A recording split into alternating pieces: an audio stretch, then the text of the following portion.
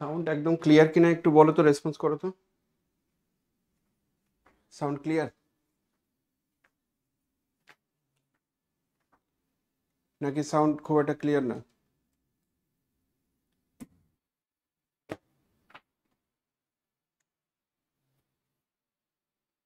ঠিক আছে, মামনি, মহিবুর, মৌসুমী, মনিরা, নিশান আর Shweta, sound clear তো?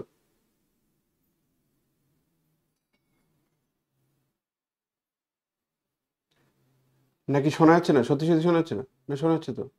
আচ্ছা। ওকে। তো আমাকে কেউ একজন এখানে রেসপন্স করো তো, কারা কারা এখানে ম্যাথমেটিক্স ব্যাকগ্রাউন্ড থেকে আছো। তো সবাই কি ম্যাথমেটিক্স ব্যাকগ্রাউন্ড থেকে আছো? ম্যাথমেটিক্স ব্যাকগ্রাউন্ড থেকে থাকলে ম্যাথমেটিক্সটা ইজি লাগবে, সেটা আর বলার কিছু নেই, তাই তো? কিন্তু কম্পিটিটিভ এক্সামগুলোর জন্য শর্ট ট্রিকটা দরকার। এখানে যেটা দরকার সেটা হচ্ছে শর্ট ট্রিক, যে সহজে কি করে করা যায়, শর্টকাট নিয়মে কি করে করা যায়, সেটা খুব দরকার। আমি দু একটা বই ঘাঁটছিলাম নাম্বার সিস্টেম বা সংখ্যা তথ্য নিয়ে আলোচনা করার জন্য, যেটুকু দরকার। তো সেটা ঘাঁটতে গিয়ে বেশ কিছু জিনিস শিখলাম। কারণ এখানে শর্ট ট্রিক, সহজে কি করে করা যায়। অনেক অঙ্ক হয়তো আমরা পেরে যাব, টাইম দিলে পেরে যাব, যে প্রচুর টাইম দেওয়া আছে ঠিক আছে পেরে যাব, কিন্তু টাইম যদি কম থাকে তাহলে কিন্তু বেশ কিছু অঙ্ক হয়তো টাইমের অভাবে ছেড়ে চলে আসবো, সেটা হতে পারে। তো যাই হোক, আজকে একটা ছোট্ট একটা পার্ট আছে, number system, real number system বলতে পারো, বাস্তব সংখ্যা তথ্য, কিন্তু তার আন্ডারে অনেকগুলো সংখ্যা পড়ে। সেই সমস্ত জায়গাগুলোকে একটু আলোচনা করব। তার সঙ্গে সঙ্গে যেটাকে আমরা বলি পৌনঃপুনিক বা আসন্ন মান, আবৃত্ত দশমিক সংখ্যা, দশমিক সংখ্যা, সেই জায়গাগুলো আরেকটা জায়গা কভার করার দরকার আছে। সেই জায়গাটা হচ্ছে যে আমরা ইউনিট ডিজিট, মানে লাস্ট ইউনিট ডিজিট বা এককের মান, যে প্রথম টার্মটা কত হবে, ডিভিজিবল হলে কত হবে, ওই ধরনের পার্টগুলো একটু আলোচনা করব। ধরে ধরে ধরে ধরে বলছি, এমনি যা যা কোয়ারি থাকবে সেই কোয়ারিগুলো তোমরা বলবে। ও সবাই আমি লিখছে, দেখেছো? বলছি স্যার আমি লিখছে সবাই, এটার মানে কি? সেও ঠিক, সবাই আমি লিখছে। সবাই আমি লিখছে মানে সবাই বলতে চাইছে ওরা ম্যাথমেটিক্সে সব পণ্ডিত, সব ম্যাথমেটিক্সে পণ্ডিত, ম্যাথমেটিক্স ব্যাকগ্রাউন্ড থেকেই এসছে, সেই জন্য আমি লিখছে। ঠিক। তো group C group D upper primary, তার যে ম্যাথমেটিক্সের পার্ট আছে, শুধু তো ম্যাথমেটিক্স নেই, আরও অনেক কিছু আছে। অ্যারিথমেটিক বলছে গ্রুপ সিতে, আর এইদিকে অ্যারিথমেটিক ছাড়াও আরও অনেক কিছু আছে, তো আপার প্রাইমারির জন্য আছে। তো অ্যাকচুয়ালি ওই পার্টটা সামান্য পার্ট, ওটা বাদ দিয়েও তো আরও কিছু পড়তে হবে। তো ম্যাথমেটিক্স ব্যাকগ্রাউন্ড, তারা ম্যাথমেটিক্সটা পেরে যাবে, এইটুকু বলা যেতে পারে। অনেকজন আছো তোমরা, কিন্তু লাইভ ক্লাস কিন্তু খুব রেয়ার কয়েকজন জয়েন করছো, বাকিরা হয়তো লাইভ ক্লাস করছো না। বাট এরকম অনেকজন আছো যারা আমাদের কাছে পড়ছো। কারণ এটা একার পক্ষে পড়ানো সম্ভব না, একটা টিম ওয়ার্ক বলে না, একটা টিম, পুরো টিম থাকলে তবেই হবে। আর সত্যি কথা বলতে, যে তোমাদেরকে এটা পড়ানো হবে তার জন্য একটা নতুন করে সেট আপ, একটা পুরো রুম, একটা ফ্ল্যাটের একটা রেখে রুম, দুটো তিনটে রুমকে একসঙ্গে আলাদা করে স্মার্ট বোর্ড, আলাদা করে কম্পিউটার, আলাদা করে ক্যামেরা দিয়ে আবার নতুন করে একটা সেট আপ করা হয়েছে। কারণ আপার প্রাইমারি বলো বা গ্রুপ সি গ্রুপ ডি বলো, এত ক্লাস, তোমরা নিজেও নিশ্চয়ই যারা ক্লাস করছো তারা বুঝে গেছো যে পাজলড হয়ে যাচ্ছ ক্লাস করতে করতে, কখন ক্লাস করবো স্যার। আর তারপরে যদি ব্যস্ততা থাকে, মানে পরীক্ষা তো দেবে দেবে, কিন্তু অলরেডি হয়তো কোথাও চাকরি করছো বা টিউশন পড়াচ্ছো বা নিজের একটা বিজনেস সামলাচ্ছো, তো সেই সমস্ত কাজগুলো ছেড়ে দিয়ে তারপরে যদি এই টাইম শিডিউল মেনটেন করে যদি পড়তে চাও, তাহলে কিন্তু খুব টাফ। কারণ অনেকগুলো ক্লাস, প্রতিনিয়ত কিছু না কিছু ক্লাস করতে হয়।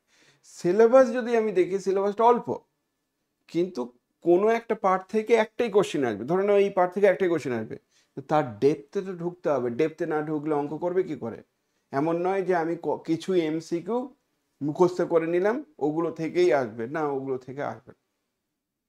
ওগুলো থেকে আসলেও নামাতে নাও পারো, এরকম হতে পারে। যাই হোক, রিয়েল নাম্বার সিস্টেম, বাস্তব সংখ্যা নিয়ে আলোচনা করতে চাইছি, কিন্তু সংখ্যাগুলোকে জানতে হবে। আমি শুরুতেই তোমাদেরকে সংখ্যা তথ্য বা নাম্বার সিস্টেম নিয়ে একটু আলোচনা করতে চাইছি। তো সেটা আমি আমার মতো করে একটু আমার স্টাইলে বলবো যে বাস্তব সংখ্যা বা সংখ্যাগুলো কি কি। তা আমার প্রশ্ন হচ্ছে যে যদি তোমাকে কেউ জিজ্ঞাসা করে যে স্বাভাবিক সংখ্যা কি, স্বাভাবিক যেটাকে তুমি ন্যাচারাল নাম্বার বলছো, ন্যাচারাল নাম্বার আসলে এটা স্বাভাবিক সংখ্যা।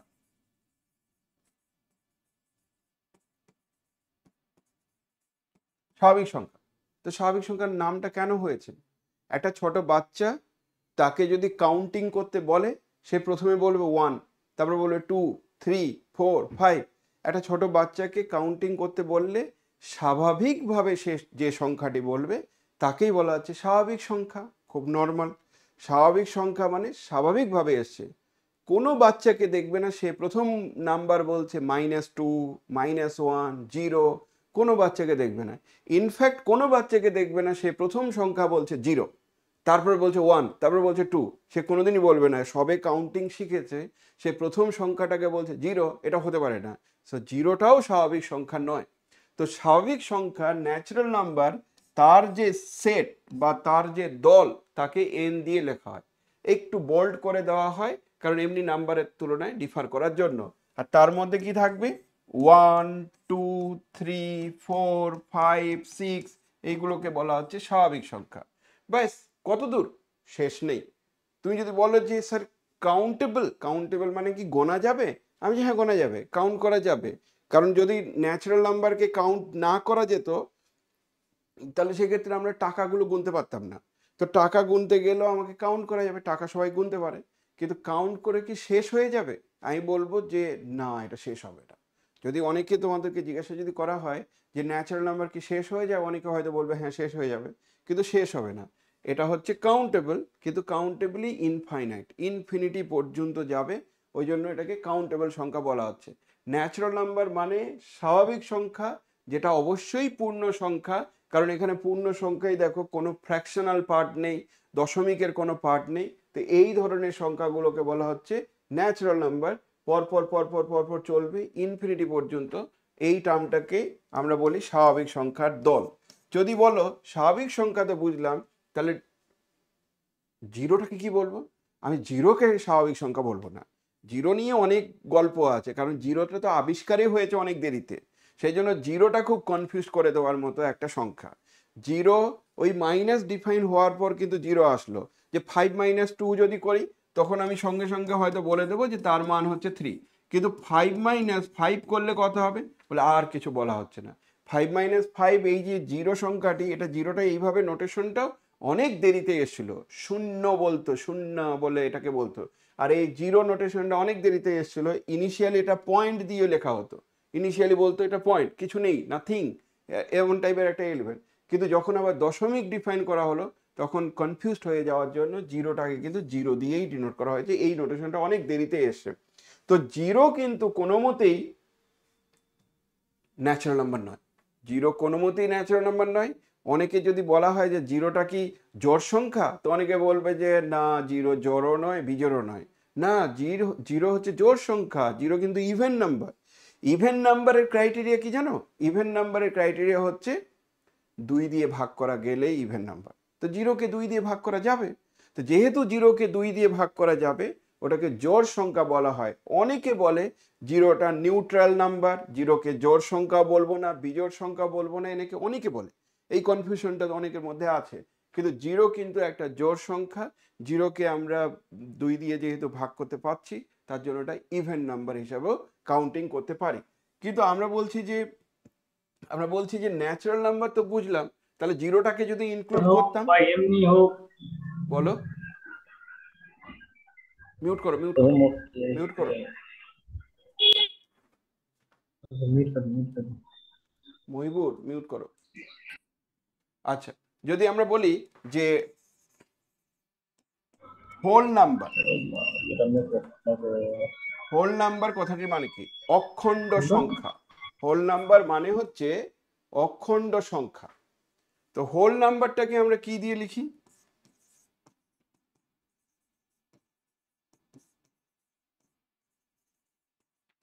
তুই বলছো হোল নাম্বারকে কি দিয়ে লিখবো? ডব্লু দিয়ে লিখবো।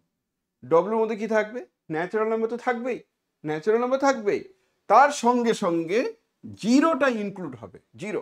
তাহলে 0 1 2 3 4 5 6 এইভাবে যদি যায়, পরপর পরপর ইনফিনিটি পর্যন্ত যদি যায়, তাহলে এদেরকে বলা হয় হোল নাম্বার বা অখণ্ড সংখ্যা বলা হচ্ছে এই সংখ্যাটাকে।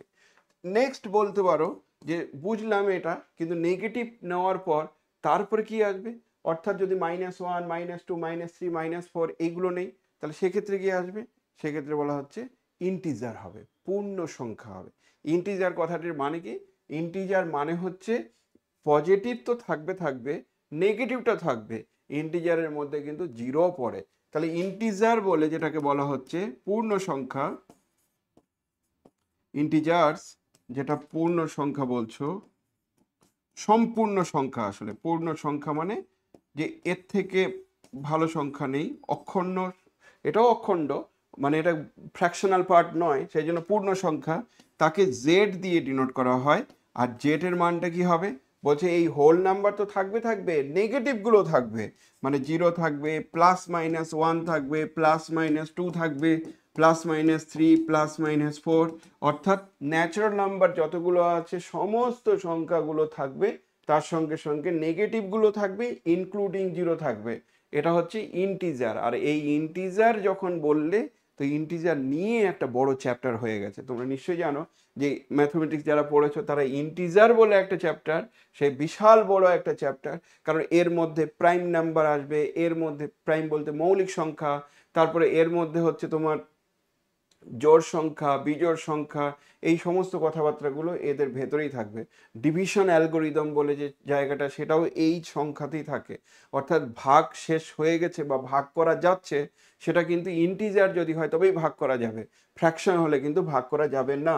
তো ইন্টিজার মানে পূর্ণ সংখ্যা, তার যে দল, তার যে সেট, তাকে এই নোটেশনটা দিয়ে ডিনোট করা হয়। এরও শেষ নেই, এরাও ইনফিনিটি পর্যন্ত চলবে, -ইনফিনিটি পর্যন্ত চলবে, ইনক্লুডিং 0, তাদেরকে বলা হচ্ছে ইন্টিজার। যদি জিজ্ঞাসা করো যে পজিটিভ ইন্টিজারও তো এরকম একটা নোটেশন হতে পারে, আমি যে হ্যাঁ পজিটিভ ইন্টিজার হতে পারে, ধনাত্মক বা ঋণাত্মক, পজিটিভ মানে ধনাত্মক আর নেগেটিভ মানে ঋণাত্মক, তাহলে পজিটিভ ইন্টিজার এর কথাটার মানে কি? পজিটিভ ইন্টিজার এটা মানে কি? Z plus. তাহলে পজিটিভ ইন্টিজারের মধ্যে কি 0 পড়বে? আমি বলছি না। এইবার বলবো জিরোটা নিউট্রাল নাম্বার, মানে 0 নাথিং পজিটিভ নট নেগেটিভ, তাহলে জিরোটা কিন্তু পজিটিভ ইন্টিজারের মধ্যে পড়ছে না। তাহলে 1 2 3 4 করে এইভাবে চলবে। তাহলে পজিটিভ ইন্টিজার আর ন্যাচারাল নাম্বার দুটোই কিন্তু একই জিনিস। ওই জন্য কখনো কখনো আমরা বলি ধনাত্মক পূর্ণ সংখ্যা, কখনো কখনো বলি স্বাভাবিক সংখ্যা। আমি যে ওই দুটো একই সংখ্যা, ন্যাচারাল নাম্বার আর পজিটিভ ইন্টিজার আর ন্যাচারাল নাম্বার, এই দুটোর মধ্যে আলটিমেটলি কোনো পার্থক্য নেই। তো জেড প্লাস আসলে কেমন দেখতে? এই যে এন, ন্যাচারাল নাম্বারটার মতোই দেখতে। যদি জিজ্ঞাসা করো জেড মাইনাস কি হবে, তাহলে জেড মাইনাস হবে -1 -2 -3 এইভাবে করে চলবে। তাহলে আমরা কি বলতে পারি যে জেডটা তাহলে কি? জেডটা তার মানে পজিটিভ ইন্টিজার তো থাকবে থাকবে, তার সঙ্গে কি সংযোজন করবে? সংযোজনটাকে আমরা বলি, ম্যাথমেটিক্সের ভাষায় বলি ইউনিয়ন করব। অর্থাৎ এদের যোগ করব। কাকে যোগ করব? জেড মাইনাসকে। করলেই কি পুরো চলে আসবে? আমি বলছি না, তার সঙ্গে আবার জিরোটাকেও ইউনিয়ন করতে হবে, অর্থাৎ জিরোটাকেও জেটের মধ্যে রাখতে হবে। এই জিরোটা পজিটিভও নয়, এই জিরোটা নেগেটিভও নয়, নিউট্রাল টাইপের নাম্বার। তো কখনো কখনো যদি আমাকে বলে যে আমি জিরোটা রাখতে চাইছি, তখন বলবো এই সংখ্যাগুলোকে বলবো নন নেগেটিভ নাম্বার। তার মানে নেগেটিভ নয়, বাকি নাম্বারগুলো এখানে আছে। তাহলে নন নেগেটিভ নাম্বার মানে কি? নন নেগেটিভ মানে হচ্ছে 0 ইনক্লুডিং। তাহলে নন নেগেটিভ নাম্বার আর হোল নাম্বার দুটোই কিন্তু একই কথা। যদি বলা হয় set of all non negative number, তাহলে নেগেটিভ নয় সেই নাম্বারগুলো, তাহলে নেগেটিভ নয় মানে এই নাম্বার, মানে এই নাম্বারটা নয়, তাহলে এরা নয়, তাহলে বাকি কে পড়ে থাকলো? 0 1 2 করে দিস 1, তাহলে এরা নয়, এই সংখ্যাটি হচ্ছে এটা। তাহলে মনে রেখো এবার থেকে জেড মাইনাস এর কমপ্লিমেন্ট মানে জেড মাইনাস নয়, সেই সংখ্যাটি কিন্তু ডব্লু, হোল নাম্বার বলা হচ্ছে দিস ওয়ান। কারণ নাম্বার সিস্টেমে সত্যি কথা বলতে তুমি ধরো কথা বলছি যে পরবর্তীতে ওই যে ইউনিট ডিজিট বা যে কোনো ভাগের যে রুলটা তৈরি হয়েছে, ভাগে কিন্তু ফ্র্যাকশন আসতে পারে না। তো ফ্র্যাকশনগুলো না, ফ্র্যাকশন কেন আসে না ভাগের রুলটা আজকে আমি একটু দেখাবো তোমাদের। ডিভিজিবিলিটি, ভাগ করা যাবে কখন, ভাগ শেষ আছে কিনা, তো সেই সমস্ত সংখ্যা কিন্তু ইন্টিজারের জন্যই হয়েছে, ফ্র্যাকশনের জন্য কিন্তু হয়নি। সেই নাম্বার সিস্টেমটা জানতে হবে যে কোনো সংখ্যা জানতে গেলে, যে কোনো জায়গা জানতে গেলে নাম্বার সিস্টেমটা জানতে হবে। যদিও একদম ক্লাস 9 লেভেলে এটা চলে এসছে, আগে 9 লেভেলে ছিল না, আমরা অনার্স লেভেলে গিয়েই পড়তাম। যারা রিসেন্ট দিনে পড়াশোনা করেছো তারা সবাই জানো ক্লাস 9-এর যে বুকটা আছে সেই বুকের প্রথম চ্যাপ্টারটার নামই হচ্ছে বাস্তব সংখ্যা। তো বাস্তব সংখ্যাতেই এই ছোট ছোট জায়গাগুলো ধরে ধরে বলা আছে। সেখানে তো আরও খুব সুন্দর করে বেশ কিছুর এক্সপ্রেশন আছে, যে ইরেশনাল নাম্বারের সংখ্যা রেখায় স্থাপন করা, তারপরে রেশনাল নাম্বারের মধ্যে যে অনেকগুলো রেশনাল পাওয়া যায় তাদেরকে নাম্বার সিস্টেমে এক্সপ্রেস করো কোন জায়গায় আছে, অনেক কিছু আছে। কিন্তু ক্লাস 9-এর স্ট্যান্ডার্ডে যে ছেলেমেয়েগুলো আছে তাদেরকে ওটা বোঝানো বড্ড টাফ, কারণ এটা এটা একটু উঁচু লেভেলের কনসেপচুয়াল টাইপের একটা প্রবলেম। কিন্তু এটা ক্লাস 9-এ ঢুকিয়ে দিয়েছে। 9-এ যারা টিউশন পড়াও তারা জানো যে এই সমস্ত গল্পগুলো আছে ওখানে। নেক্সট চলে আসো যে আমরা যে নেক্সট ফার্দার যে কথাটি বলবো সেটা very very very very important, যেটাকে বলা হচ্ছে রেশনাল নাম্বার। এই রেশনাল নাম্বার নিয়ে অনেক কথা বলার আছে। রেশনাল নাম্বার মানে মূলদ সংখ্যা বা অনেকে মূলদ সংখ্যা বলে। তো মূলদ সংখ্যা বা মূলদ সংখ্যা সেটা কি জিনিস? রেশনাল মানে হচ্ছে মূলদ সংখ্যা। তো তার নোটেশনটা কি? কিউ দিয়ে ডিনোট করা হয় রেশনাল নাম্বারকে। একটু কেউ হয়তো এটাকে মোটা করে দেয় কিউ। তো কিউ মানে set of all rational number. কেমন দেখতে নোটেশনটা? নোটেশনটা বলছে যে সমস্ত সংখ্যাকে পি বাই কিউ আকারে লেখা যায়। ডেফিনেশন বাংলায় তুমি পাবে এরকম, যে সমস্ত সংখ্যাকে পি বাই কিউ আকারে প্রকাশ করা যায় তাকে মূলত সংখ্যা বলে, যেখানে পিটা হচ্ছে ইন্টিজার, কিউটাও ইন্টিজার, কিন্তু কিউ নট ইকুয়াল টু 0, মানে কিউ অশূন্য ইন্টিজার, অশূন্য পূর্ণ সংখ্যা।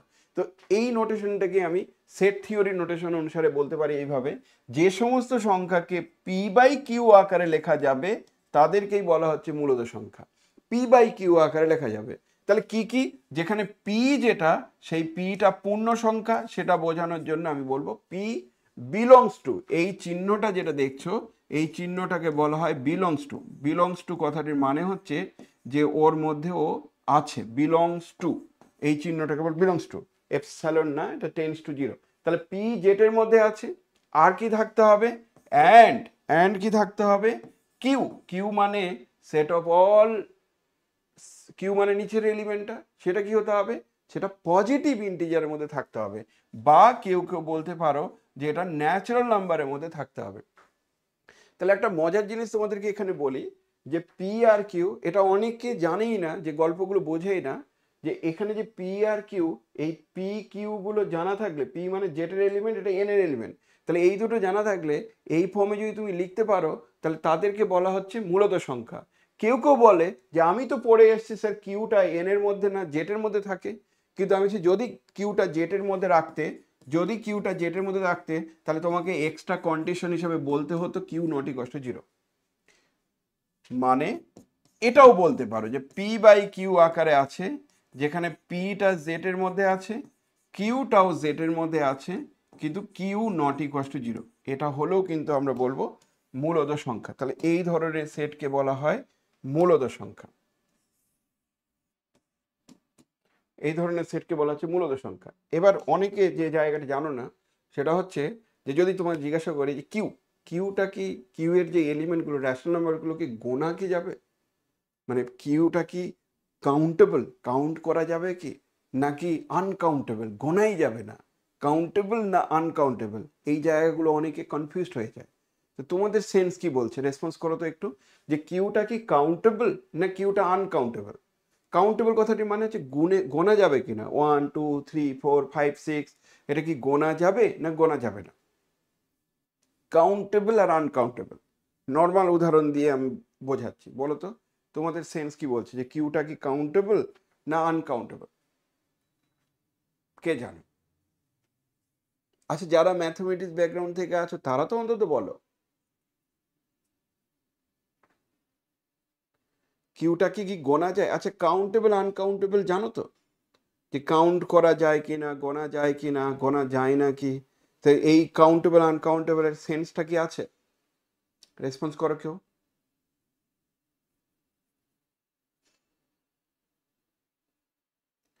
না বললে আমি বুঝবো কি করে? কোনো রেসপন্স নেই, বলছি দেখো। বলো। স্যার আনকাউন্টেবল হবে। কিউটা হচ্ছে আনকাউন্টেবল। কেন আনকাউন্টেবল বাবা? মানে গোনা যাবে না, কিউকে কোনোদিনই গোনা যাবে না, এই তো। হ্যাঁ তো কাউন্টেবল আনকাউন্টেবল জানো তো? কাউন্টেবল আনকাউন্টেবল কি জিনিস সেটা জানো?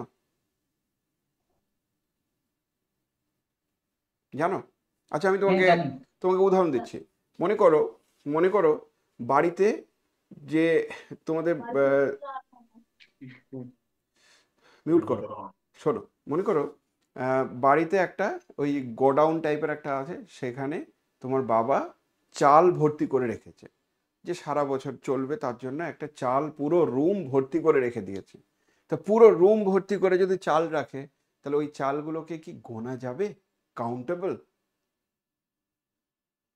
পুরো রুমটা ভর্তি করে রেখেছে। বলে না যে গ্রামের দিকে যে গলা টাইপের যেগুলো থাকে, একটু রাউন্ড শেপ করে, তো সেরকম ধরো চাল বা ধান সেগুলো রেখে দিয়েছে, তো ওটা কি গোনা যাবে?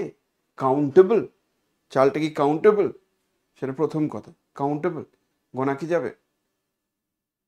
অনেকে বলছে কাউন্টেবল। সৌরভ বলছে না, একদম গোনা যাবে না। দেখেছো? একদম গোনা যাবে না। কেন গোনা যাবে না রে? চাল তো, চালের দানাগুলোকে তুমি পৃথক করতে পারবে না? 1 দিয়ে 1, তারপরে 2, তারপরে 2 এইভাবে পৃথক করলে, 3 পৃথক করলে, জানালা দিয়ে বাইরে বের করছো, তো কাউন্ট করা যাবে না? এবার তুমি বলতে পারো যে স্যার শেষ হবে না, সেটা আলাদা প্রশ্ন। তো কাউন্ট করা যাবে কিনা সেটা আমার কোশ্চেন। কাউন্ট কি করা যাবে? একজন বলছে কাউন্টেবল, মামনি বলছে কাউন্ট করা কাউন্ট করা যাবে বলছে, ছাড়া কিন্তু শেষ হবে না। কাউন্ট করা যাবে কিন্তু শেষ হবে না। মন লেগে যাবে। শেষ হবে না, না কি বললে? শেষও হবে কিন্তু টাইম লাগবে, অনেক টাইম লাগবে। তাহলে কাউন্টও করা যাবে, কাউন্ট করে শেষও হবে, কিন্তু অনেক টাইমও লাগবে। তাহলে আমার নেক্সট কোশ্চেন হচ্ছে ওটা কাউন্টেবল কিনা, এটা একটা কোশ্চেন। আমি বলছি হ্যাঁ কাউন্ট করা যাবে, যে একটা করে চালের দানা নিলাম, নিয়ে বাইরে জানালা দিয়ে বের করলাম 1, তারপর এটা 2, তারপর এটা 3, তারপর এটা 4, এইভাবে করে নিলাম, তাহলে এটা কাউন্ট করা যাবে। কিন্তু কাউন্টেবলি ইনফাইনাইট না কাউন্টেবলি ফাইনাইট, এটা নেক্সট কোশ্চেন। তাহলে এটা কি ইনফাইনাইট মানে অনেক টাইম লাগবে, ইনফাইনাইট, নাকি ফাইনাইট মানে শেষ হয়ে যাবে গুনতে গুনতে? ফাইনাইট না ইনফাইনাইট, কি বলছো? শেষ করা যাবে। ইনফাইনাইট হয়। ইনফাইনাইট যদি হয় তাহলে সমস্যাটা কি শোনো। ইনফাইনাইট যদি হয় তাহলে বাবা কি করবে জানো তো? বাবা বলবে যে এই দেখো আমি পুরো রুম ভর্তি করে চাল নিয়ে আসলাম, দিয়ে তুমি এবার রান্না করো আর খাও। তোমার মাকে বলছে রান্না করে আর খাও, আর আমার ইনকাম করার দরকার নেই, কারণ এই চাল তো শেষই হবে না কোনোদিন। আর ওই চাল মানে এই দুবেলা ভাতের জন্যই তো এত কিছু, তাহলে চাল তো শেষই হবে না কোনোদিন। তাহলে চলো এরম করে করে আমার জীবন অতিবাহী হয়ে যাবে। না, শেষ তো হয়ে যাবে তাহলে কিন্তু টাইম লাগবে অনেক। ফাইনাইট না ইনফাইনাইট? ফাইনাইট হবে। এখানে আমি টাইমের কথা বলিনি। ফাইনাইট হবে। তাহলে চাল গোনাও যাবে, গুনে আবার সত্যি সত্যি ফাইনাইটও হবে, শেষও হয়ে যাবে। তাহলে এটা হচ্ছে কাউন্টেবল অ্যান্ড কাউন্টেবলি ফাইনাইট, এটা ফাইনাইট হবে। বোঝা গেছে? তোমরা ইনফাইনাইট কি করে বলছো? ইনফাইনাইট নয়। অশোক, অশোক মিউট করো, মিউট করো। ওকে, এবার এবার কোশ্চেন শোনো। ওই সেম চাল যেটা দেখলে, সেই চালটাকে আমি গুঁড়ো করে দিলাম, পিষে দিলাম। হ্যাঁ, মানে সেই আটা তৈরি করেছে ওই কলে নিয়ে গিয়ে পিষে দিলাম, গুঁড়ো করে দিলাম। গুঁড়ো করে দেওয়ার পর পুরো রুম জুড়ে একদম ভর্তি চালের গুঁড়ো, চালের আটা। এবার বলো তো এটা কাউন্টেবল না আনকাউন্টেবল?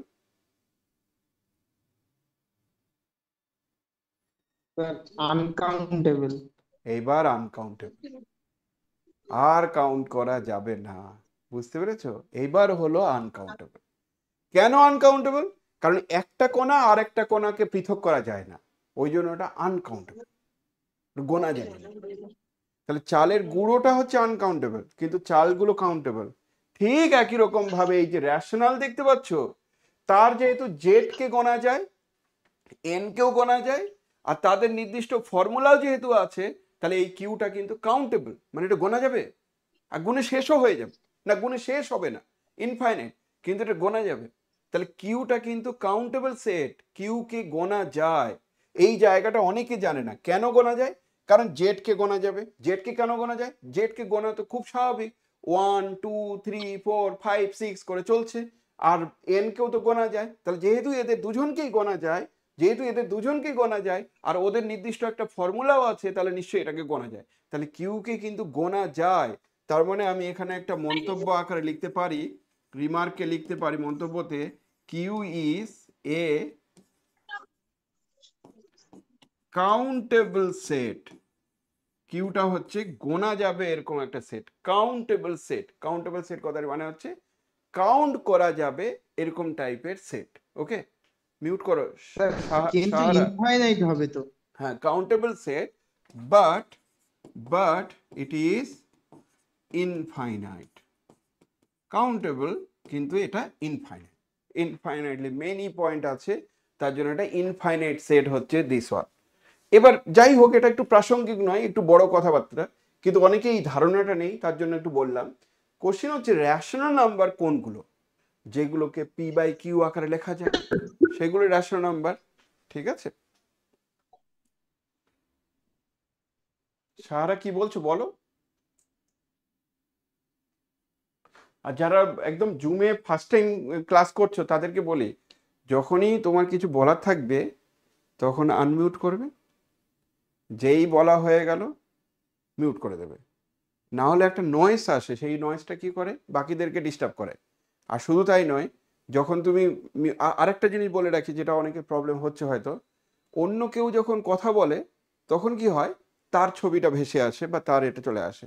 কি করবে, আমার যে স্ক্রিনটা আছে সেই স্ক্রিনটাতে নিয়ে আসবে, ওখানে একটু মোবাইলটাতে একটু ট্যাপ করে ধরে থাকবে, দেখবে পিন বলে একটা অপশন আছে, ওই পিন যদি করে দাও, তাহলে অন্য কে কথা বললো না বললো কিচ্ছু এসে যায় না, দেখবে আবার সেই আমার স্ক্রিনটাই থাকবে সবসময়।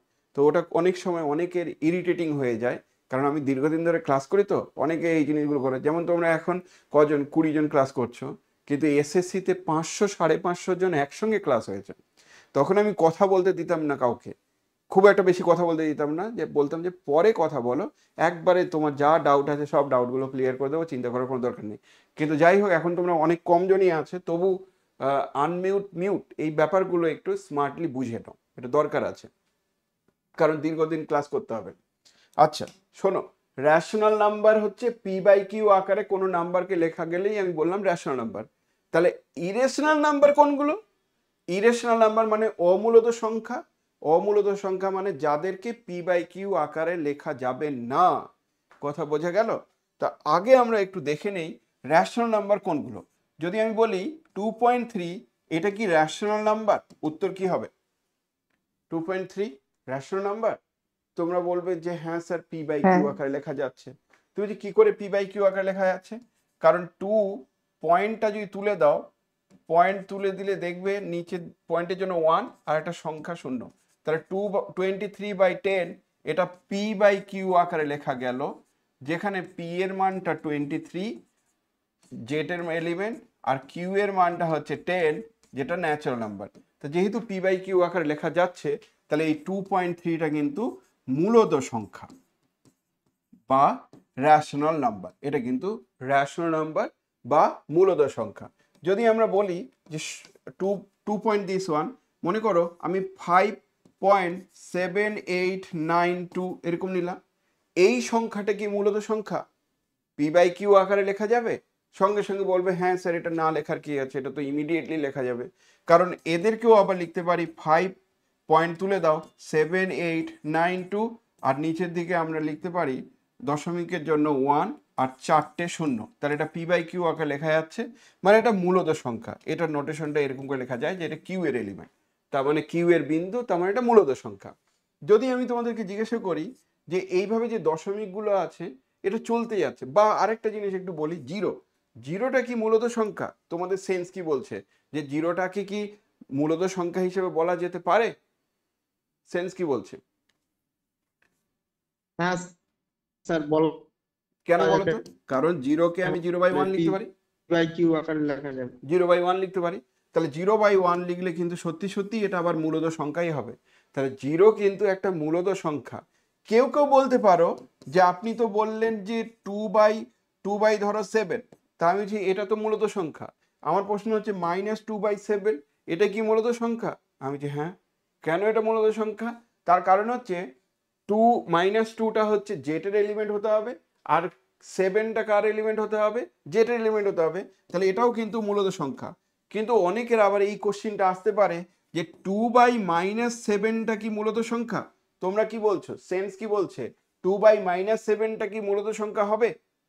না, হবে না। কেন হবে না? কারণ অলওয়েজ কিউটা তো গ্রেটার দেন 0। তার কারণ হচ্ছে নিচেরটাই n হবে, এই তো বলেছিলে, হ্যাঁ হ্যাঁ। সেই জন্য হবে না। কিন্তু আমার প্রশ্ন হচ্ছে কেন রে বাবা, এটাকে তো আমি -2/7 দিয়ে -2/7ও তো লিখতে পারি, এসো না, এটাও তো লিখতে পারি। হ্যাঁ স্যার লেখা যাবে। তাহলে দুটো সংখ্যার মধ্যে তো কোনো পার্থক্য নেই, তাহলে আমি তো এটাকেও মূলত সংখ্যা বলতে পারবো। তাহলে মনে রেখো এটাও কিন্তু মূলত সংখ্যা।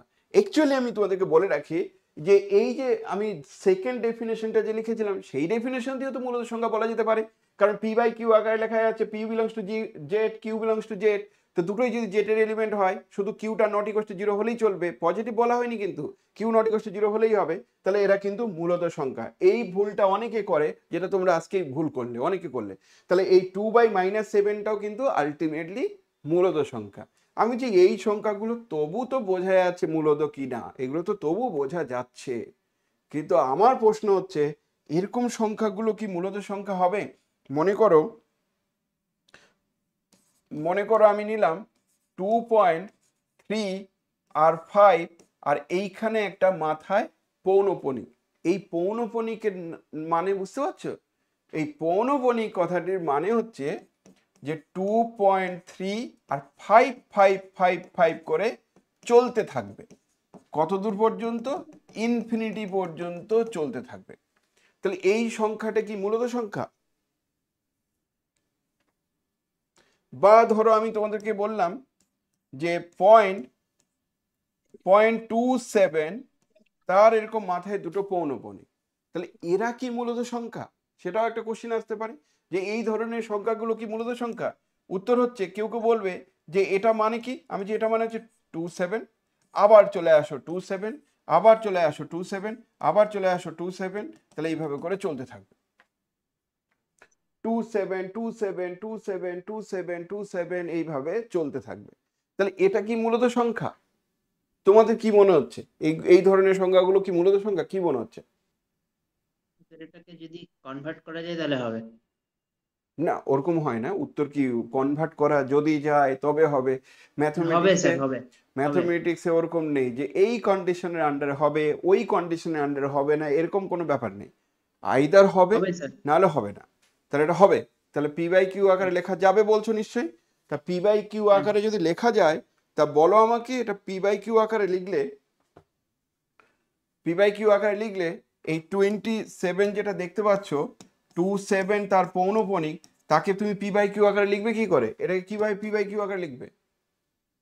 এটা 27/99 হবে।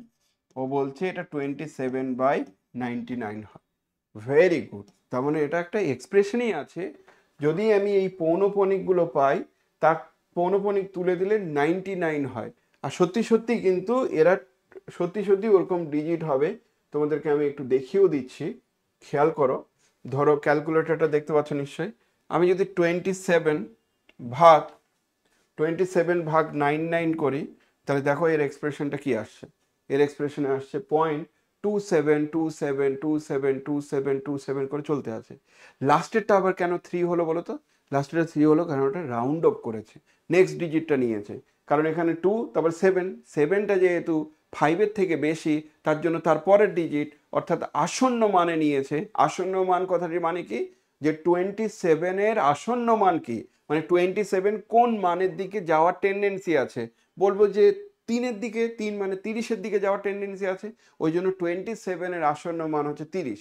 তো 30 মানে 3-এর পিঠে 0টা আর লেখা হয়নি, আসন্ন মান হিসেবেই রেখে দেওয়া হয়েছে। আসন্ন কথাটি মানে হচ্ছে কোন মানটাতেও আসছে, ওই জন্য ওটাকে বলা হচ্ছে আসন্ন মান। তো এই ভাগটা করলেই সত্যি সত্যি এমন আসছে, তাহলে এই টার্মটাও কিন্তু মূলদ সংখ্যা অর্থাৎ পি/কিউ আকারে লেখা যায়। কিন্তু উপরে যে সংখ্যাটা দেখছো সেটাও কিন্তু মূলদ সংখ্যা, ওটাকেও পি/কিউ আকারে লেখা যায়, কিন্তু ওটাকে পি/কিউ আকারে লেখার ধরনটা কি সেটা আমি তোমাদেরকে একটু ভাবানোর চেষ্টা করছি। দেখো, মনে করো এই সংখ্যাটাকে আবার কি লিখতে পারি সেটা শোনো। বলছি এটাকে আমরা লিখতে পারি 2 + 3.35 এর পৌনপরিক। আমি যে হ্যাঁ এরকম লিখতে পারি। নিয়ম বলছে এটা 2 + 0.3 আর এখানে 5 দেখতে পাচ্ছ। এই যে 5 যেটা দেখছো এই পয়েন্টের জন্য কি হবে, একটা 9 আসবে, আর পয়েন্ট আমরা তুলে নেব। যেহেতু এখানে কোনো পৌনপণিক নেই তার জন্য 0 হবে, পৌনপণিক নেই তার জন্য এটা 0 হবে। হলো, দিয়ে এখনো শেষ হয়নি। তারপর আবার কি করতে হবে, এই 3টা আবার মাইনাস করে দিতে হবে, 3 মাইনাস করে দিতে হবে। তার মানে এই সংখ্যাটা কি হবে, 2 + 33 আর নিচে হচ্ছে 90। তার মানে কত, এটা 2 + 33/90 মানে 11/30, 11/30 এই সংখ্যাটি। 11/30 মানে কি, এখানে দেখো 60 + 11/30, 60 + 11/30 মানে হচ্ছে 71/30। তা আমি তোমাদেরকে বলতে পারি যে এই সংখ্যাটার ক্যালকুলেশন করলে 71/30 হবে, আর ওটা পি/কিউ আকারে যেহেতু আছে তার জন্য এটা মূলত সংখ্যা। যদি কেউ বলো যে না আমার খুব একটা বিশ্বাসযোগ্য মনে হলো না, তো ক্যালকুলেটর দিয়ে আমি তোমাদের চেক করে দিচ্ছি। দেখো 71 / যদি 30 করি তাহলে কি আসবে, 71 / 30 করলে, কোথাও একটা ভুল করলাম, ওহো এটা 2 হবে, সরি, কারণ 5 তো মাইনাস করেছিল বাবা, 2 হবে। 2 যদি হয় তাহলে এটা আর আসছে না, ভুল করেছি, সরি ক্যালকুলেশনে ভুল করেছি। তাহলে এখানে কত আসছে একটু দেখে নিই, 90, তো তাহলে 190 আর কাটাকাটি করার দরকার নেই, 45 দিয়ে করতে পারো। তাই এখানে হবে তোমার 180 + 32 আর নিচে হচ্ছে 90। তার মানে এই টার্মটাতে আসবে 2 আর 3 মানে 1 আর এদিকে 2 আর নিচে হচ্ছে 90। কাটাকাটি করলে হবে 106 আর নিচে হচ্ছে 45। তাহলে এটা পি/কিউ আকারে লেখা যাচ্ছে। তার মানে এমন। এবার আমি পারফেক্ট অ্যান্সারটা পেয়ে যাব। দেখো পারফেক্ট অ্যান্সার পাচ্ছি কিনা একটু দেখো, 106 / 45, 106 / 45 সত্যি সত্যি দেখো এটা 2.3, তারপরে দেখো 5 করে চলতে আছে। তাহলে এই ধরনের সংখ্যাগুলোকে বলা হচ্ছে মূলদ সংখ্যা, পি/কিউ আকারে লেখা যায়, তার জন্য এটা মূলদ সংখ্যা। এই কনফিউশনটা আরো দূর করে দিচ্ছি তোমাদের, অনেকের এই কনফিউশনগুলো আছে যে কোনগুলো মূলদ সংখ্যা কোনগুলো অমূলদ সংখ্যা। অ্যাট এ গ্লান্স দেখে কি বুঝতে পারবো, আমি যে হ্যাঁ বোঝা যাবে। অ্যাট এ গ্লান্স দেখে বোঝার উপায় হচ্ছে যে সমস্ত সংখ্যাগুলোর এই রিপ্রেজেন্টেশনটা যেটা দেখছো এগুলোকে ডেসিমাল রিপ্রেজেন্ট বলে, এইগুলো যখন আরবিটারি আসবে, মানে কোনো মতেই মেলানো যাচ্ছে না, বিভিন্ন জনের বিভিন্ন আসছে, কোনো জায়গায় একই রকম টার্ম আসছে না, আবৃত্ত দশমিক সংখ্যা আর হচ্ছে তোমার আরেকটা সংখ্যা ছিল কি, যেটাকে বলা হয় ইংরেজিতে বলা হচ্ছে যে recurrence decimal representation, periodic decimal, আর non repeating non recurrent decimal representation. Non recurrence মানে কি, একই রকম টার্ম কোনো মতেই আসবে না, তখন বলবো ওটা অমূলদ সংখ্যা। একই রকম টার্ম আসবে না, তার আদর্শ এক্সাম্পল তোমরা সবাই জানো, পাই কিন্তু 22-এর 7 নয় রে বাবা, এটা ভুল করে অনেকে। পাই 22-এর 7 নয়, পাই 22-এর সাথে সঙ্গে কোনো মতেই ইকুয়াল নয়, কোনো মতেই ইকুয়াল নয়। পাই আর 22-এর 7 এই দুটো একদম আলাদা আলাদা টার্ম। তাহলে ইকুয়াল লিখি কেন, এটা লিখি অ্যাপ্রক্সিমেট ভ্যালু, পাই এর অ্যাপ্রক্সিমেট ভ্যালু এটা। তাই যদি হতো, সবাই জানি আমরা পাইটা হচ্ছে অমূলদ সংখ্যা। কেন পাই অমূলদ সংখ্যা, ওই যে পাই ডিজিটটা যদি লিখতে শুরু করি 3.14 করে চলতে থাকবে, ওই যে পাই ডিজিটের লাস্ট ডিজিট খুঁজে পাওয়া যায় না, তার মানে একই রকম টার্ম বারবার বারবার আসে না। পাইকে তুমি লিখতে যদি শুরু করো না, যে কোনো জায়গায় তুমি পাই এর যদি ভ্যালু যদি লিখতে শুরু করো, কথা কথা বলছি যে পাই কি জিনিস,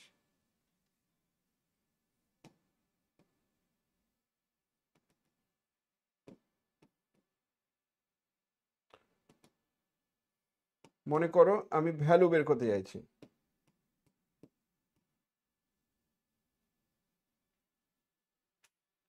তাহলে পাই এর ভ্যালু, আচ্ছা ক্যালকুলেটর দিয়ে এটা আসলো, পাই এর ভ্যালু দেখে মনে হচ্ছে এটা শেষ হয়ে গেছে, কিন্তু এটা কোনো মতেই শেষ হবে না। মানে পাই এর ভ্যালু, এটা ক্যালকুলেটর দিয়ে বুঝতে পারছো তো, কিন্তু পাই এর ভ্যালু কি তাহলে 22/7? আমি বলছি না, পাই এর ভ্যালু কিন্তু 22/7 নয়। পাই এর ভ্যালু হচ্ছে এটা, এটা হচ্ছে পাই এর ভ্যালু। দেখো পাই এর ভ্যালু এটা, পাই এর ভ্যালু কত? 3.141592 করে চলতে আছে। চলবে, ভাগ করে যাও ভাগ করে যাও ভাগ করে যাও, মিলবে না তো। তাহলে ভাগ না মিললে এইভাবে করে যেতে যেতে যেতে যেতে শেষ, বলছে এটাই শেষ না, এটা শেষ নয়, এটা চলতেই থাকবে। ওই জন্য পাইটা মূলত সংখ্যা কোনোদিনই নয়। কিন্তু আপাত দৃষ্টিতে ভাবলে তোমাদের কি মনে হচ্ছে বলো তো? আপাত দৃষ্টিতে ভাবলে মনে হচ্ছে এটা তো 22/7, এটা তো p/q আকারে লেখা যাচ্ছে, তার এটা মূলত সংখ্যা। আমি বলছি না, এই পাইটাকে বলা হয় যে কিছু কিছু সংখ্যা আছে যে বীজগণিতিক সংখ্যা আর অবীজগণিতিক সংখ্যা। বলছি এটা অবীজগণিতিক সংখ্যা, এটা বীজগণিতিক সংখ্যাই নয়। এটা বীজগণিতিক সংখ্যা মানে কি? যে সমস্ত সংখ্যাগুলো কোনো সমীকরণের বীজ বা রুট হবে তাদেরকে বলা হয় বীজগণিতিক সংখ্যা।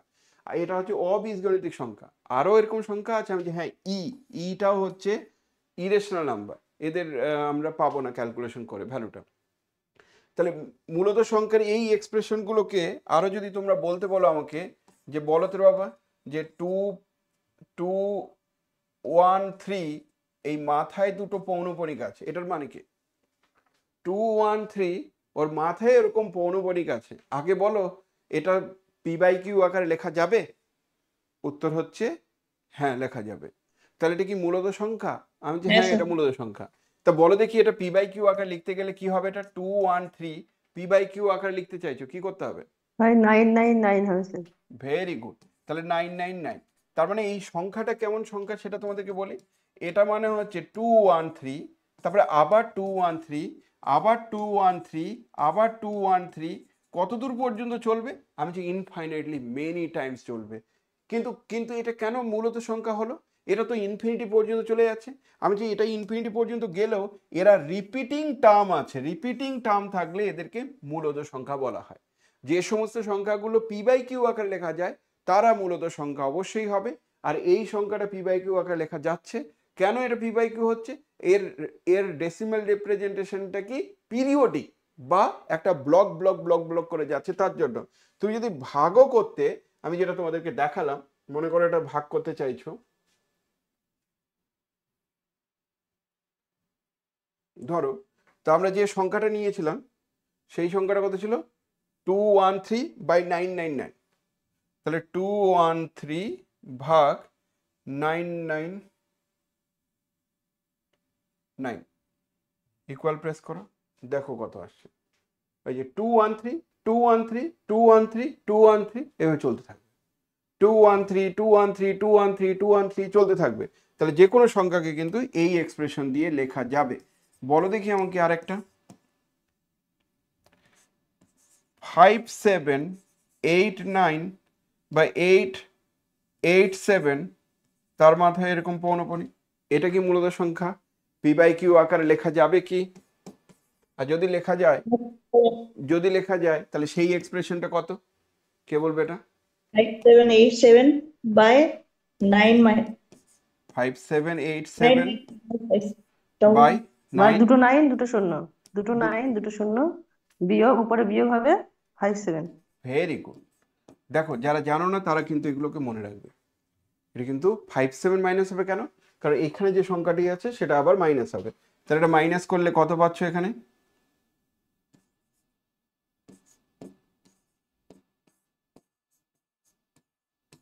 তাহলে এটাকে ভাগ করো, ভাগ করলে সত্যি সত্যি এই ডিজিটটা আসবে। তাহলে এরা সব মূলদ সংখ্যা, এদেরকে আমি পি বাই কিউ আকারে লিখতে পারি, তার জন্য এগুলোকে মূলদ সংখ্যা বলা হচ্ছে। যে কোনো এক্সপ্রেশন দাও সঙ্গে সঙ্গে মুহূর্তের মধ্যে আমরা বের করতে পারবো। আচ্ছা, এবার তোমরা অনেকে বলতে পারো যে আমি একটা নাম্বার দিলাম, মনে করো আমি ভাগ করলাম যে 2/6, তোমাকে যদি কেউ বলে যে 2/6 ভাগ করো, দেখবে এই ভাগ করলে না ভাগটা মিলবে না, কোনো মতে মিলবেই না, শেষই হবে না। তুমি বলছো কেন শেষ হবে না? 2/6 মানে 2, তাহলে এখানে আমরা পাবো পয়েন্ট, পয়েন্টের জন্য একটা 0, 3 দিয়ে 18, আবার দেখো 2, আবার 2 মানে আবার পয়েন্ট, আবার 3, আবার 2 মানে হচ্ছে 18 দিয়ে আলটিমেটলি আবার 2, আবার 3। তার মানে এই সংখ্যাটা কিন্তু এরকম চলতে আছে। তার মানে 2/6 আর 1/3 একই কথা অ্যাকচুয়ালি। তাহলে এদের মানটা আসলে কি 3 3 3 3 3 3 করে চলতে আছে। যদি আমি এই সংখ্যাটা দেখি তাহলে মনে হবে যেন এটা মূলদ সংখ্যা নয়, কিন্তু এই সংখ্যার সঙ্গে তো এই সংখ্যাটা সমান, তো একে তো পি বাই কিউ আকারে লেখা যাচ্ছে, তাহলে এটা তো মূলত হবেই। তুই বল স্যার এটাকে লিখবো কি করে? আমি যে এটাকে লেখা উচিত 3 পৌনঃপুনিক। 3 পৌনঃপুনিক লিখেছো মানে কি, উপরে 3 আর একটা পৌনঃপুনিক আছে মানে 9, তো 9 লিখলে এটা কত হবে 1/3। তো 2/6 আর 1/3 তো একই জিনিস। তাহলে এটা যেহেতু পি বাই কিউ আকারে আছে, তার মানে এর ভাগ যাবেই, আর সেই ভাগটা হয় মিলে যাবে, অর্থাৎ সসীম ডেসিমেল প্লেস পর্যন্ত হবে, আর না হলে অসীম হবে। কিন্তু অসীম যদি হয় তাহলে বলছে কোনো টার্ম লাস্টের দিকে গিয়ে আবার ফিরতে শুরু করবে, একই টার্ম আবার ফিরতে শুরু করবে, অর্থাৎ একটা ব্লক তৈরি হবে। তার মানে টার্মটা একই রকম নাম হতে পারে, নাহলে কোনো একটা জায়গায় টার্মিনেট করে যেতে পারে, মানে শেষ হয়ে যেতে পারে, না হলে দেখা যেতে পারে যে ওই সংখ্যাটি একটা ব্লক ব্লক নাম্বার তৈরি হয়েছে, একটা ব্লক, পরেরটা একটা ব্লক, পরেরটা একটা ব্লক, তবেই ওটা মূলদ সংখ্যা। কোন সংখ্যাগুলো অমূলদ সংখ্যা? কোনগুলো তাহলে?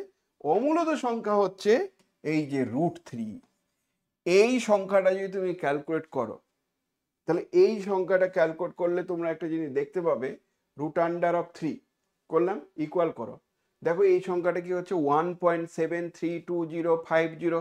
মনে হচ্ছে আপাত দৃষ্টিতে এর মনে হয় শেষ হয়ে গেছে, টার্মিনেট করে গেছে, না, এটা এতটা লিখতে পারেনি, আসলে এটা আরো লেখা উচিত ছিল, মানে এর লাস্ট ডিজিট পর্যন্ত যদি আমি লিখতে চাইতাম।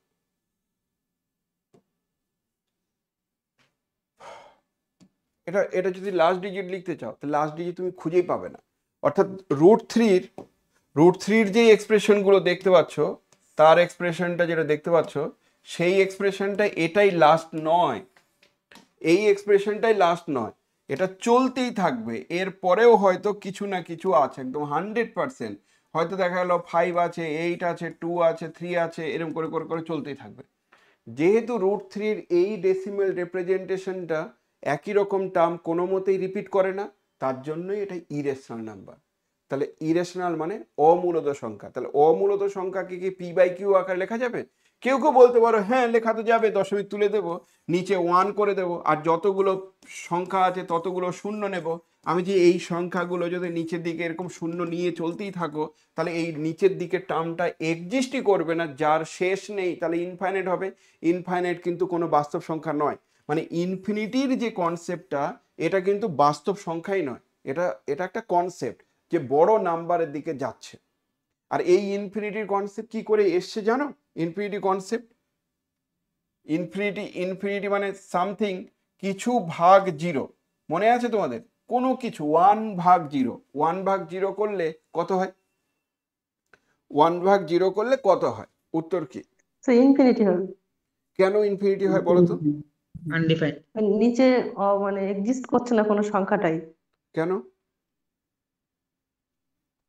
আচ্ছা, তাহলে এটাই ইনফিনিটি হবে, নোটেশনটা এরকম বলছো তাই তো, ইনফিনিটি। হুম। কিন্তু কি কারণে? মানে 1/0 করলে ইনফিনিটি হঠাৎ করে, ইনফিনিটি কি লিখতে ইচ্ছে করলো? তুমি বলবে তাহলে 1/0 যদি করি স্যার, তাহলে ওটা ইনফিনিটি হবে, আর ইনফিনিটি কি? ইনফিনিটি একটা নাম্বার, এরকম মনে হচ্ছে যেটা বড় নাম্বার।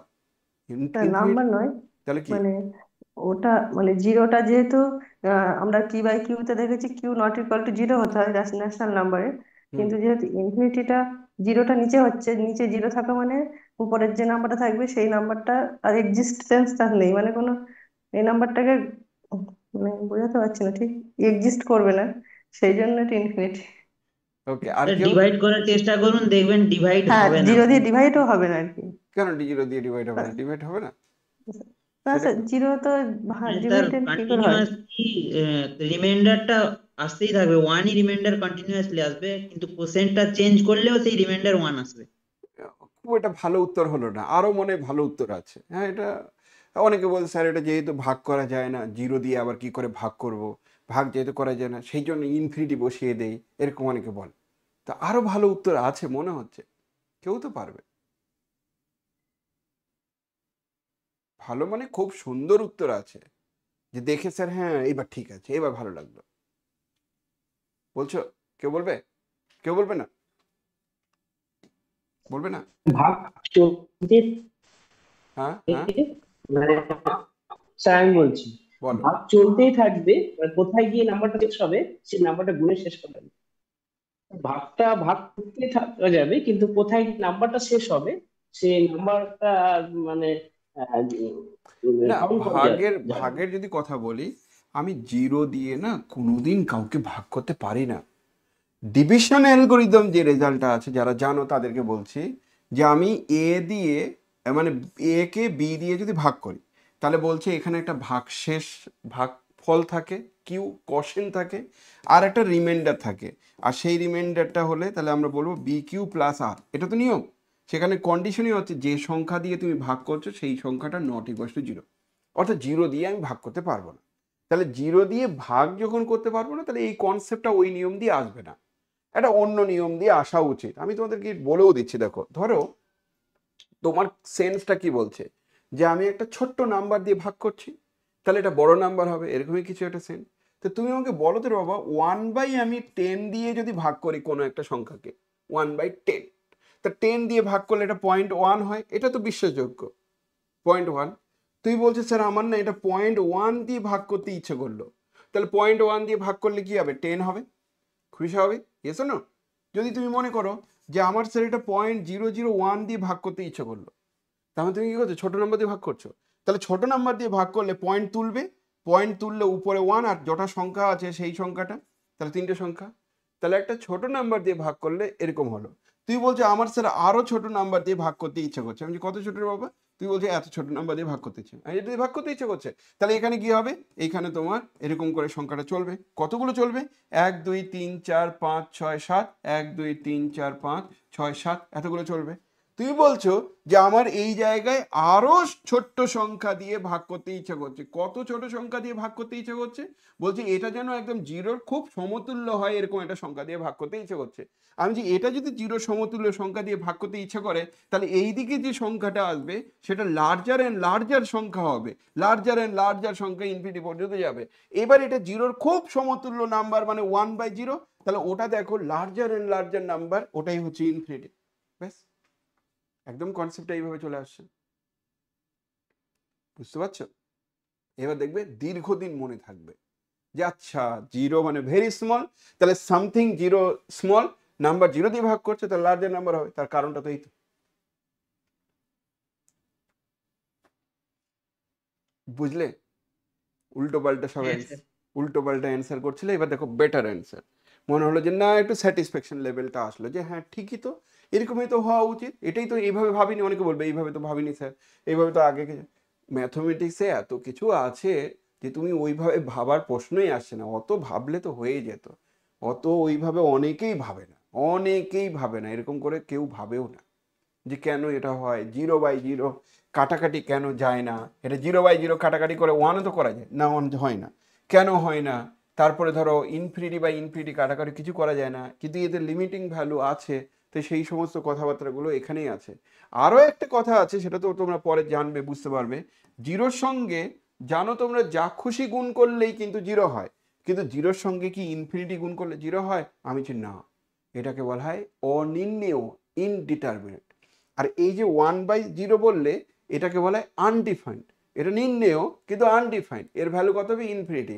তাহলে 1/0 মানে হচ্ছে আনডিফাইন্ড, তার ভ্যালু হচ্ছে ইনফিনিটি। কিন্তু 0 ইন্টু ইনফিনিটি এটা হচ্ছে অনির্ণেয়, এটা ইনডিটারমিনেট। এটাও অনির্ণেয়, এটাও অনির্ণেয়, মানে বিভিন্ন জনের বিভিন্ন অ্যান্সার আসতে পারে, এমনকি যেমন 0 টু দি পাওয়ার 0 করলেও অনির্ণেয়, 1 টু দি পাওয়ার ইনফিনিটি করলেও অনির্ণেয়, ইনফিনিটির সঙ্গে ইনফিনিটি মাইনাস করলেও এরা অনির্ণেয়। তারপরে এই যে টার্মগুলো দেখতে পাচ্ছ, বা তোমার কথা বললাম ইনফিনিটি টু দি পাওয়ার 0, এইগুলোকে বলা হয় কি জানো তো, অনির্ণেয়, ইনডিটারমিনেন্ট।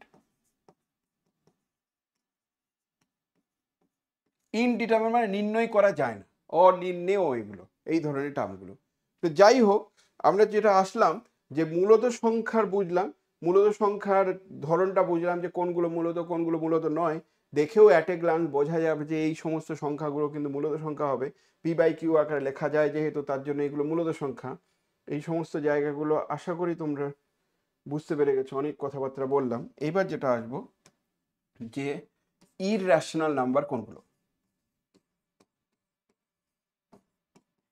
ইররেশনাল নাম্বার আসলে এটা অমূলদ সংখ্যা, অমূলদ সংখ্যা, ইররেশনাল নাম্বার বা অমূলদ সংখ্যা। সেটাকে কি দিয়ে লেখা হয় বলছি, এর আলাদা কোনো নোটেশনই নেই, এর আলাদা কোনো নোটেশনই নেই। মানে যাদেরকে পি বাই কিউ আকারে লেখা যাবে না, মানে যে সমস্ত সংখ্যা পি বাই কিউ এইভাবে যেখানে আকারে লেখা যাবে না, লেখা যাবে না পি বাই কিউ আকারে, যেখানে পি কি, পি হচ্ছে জেটের এলিমেন্ট, কিউ কি সেটাও জেটের এলিমেন্ট লিখতে পারো, কিন্তু কিউটা নট ইকুয়াল টু 0, তাহলে বলতে হবে তাদেরকে বলা হচ্ছে অমূলদ সংখ্যা। এক্সাম্পল কি হবে, এর এক্সাম্পল হবে √3, √5, √7, কিন্তু √4 কি হবে, √4 কি হবে, √4 কিন্তু হবে না, √4 কিন্তু 2, ওকে। আচ্ছা √4 কত, √4 কত রে বাবা, 2 না প্লাস মাইনাস 2, প্লাস মাইনাস না প্লাস 2, না মাইনাস হবে না, শুধু 2, মাইনাস হলে +2 অবাস্তব হবে, সংখ্যা হয়ে যাবে। +2।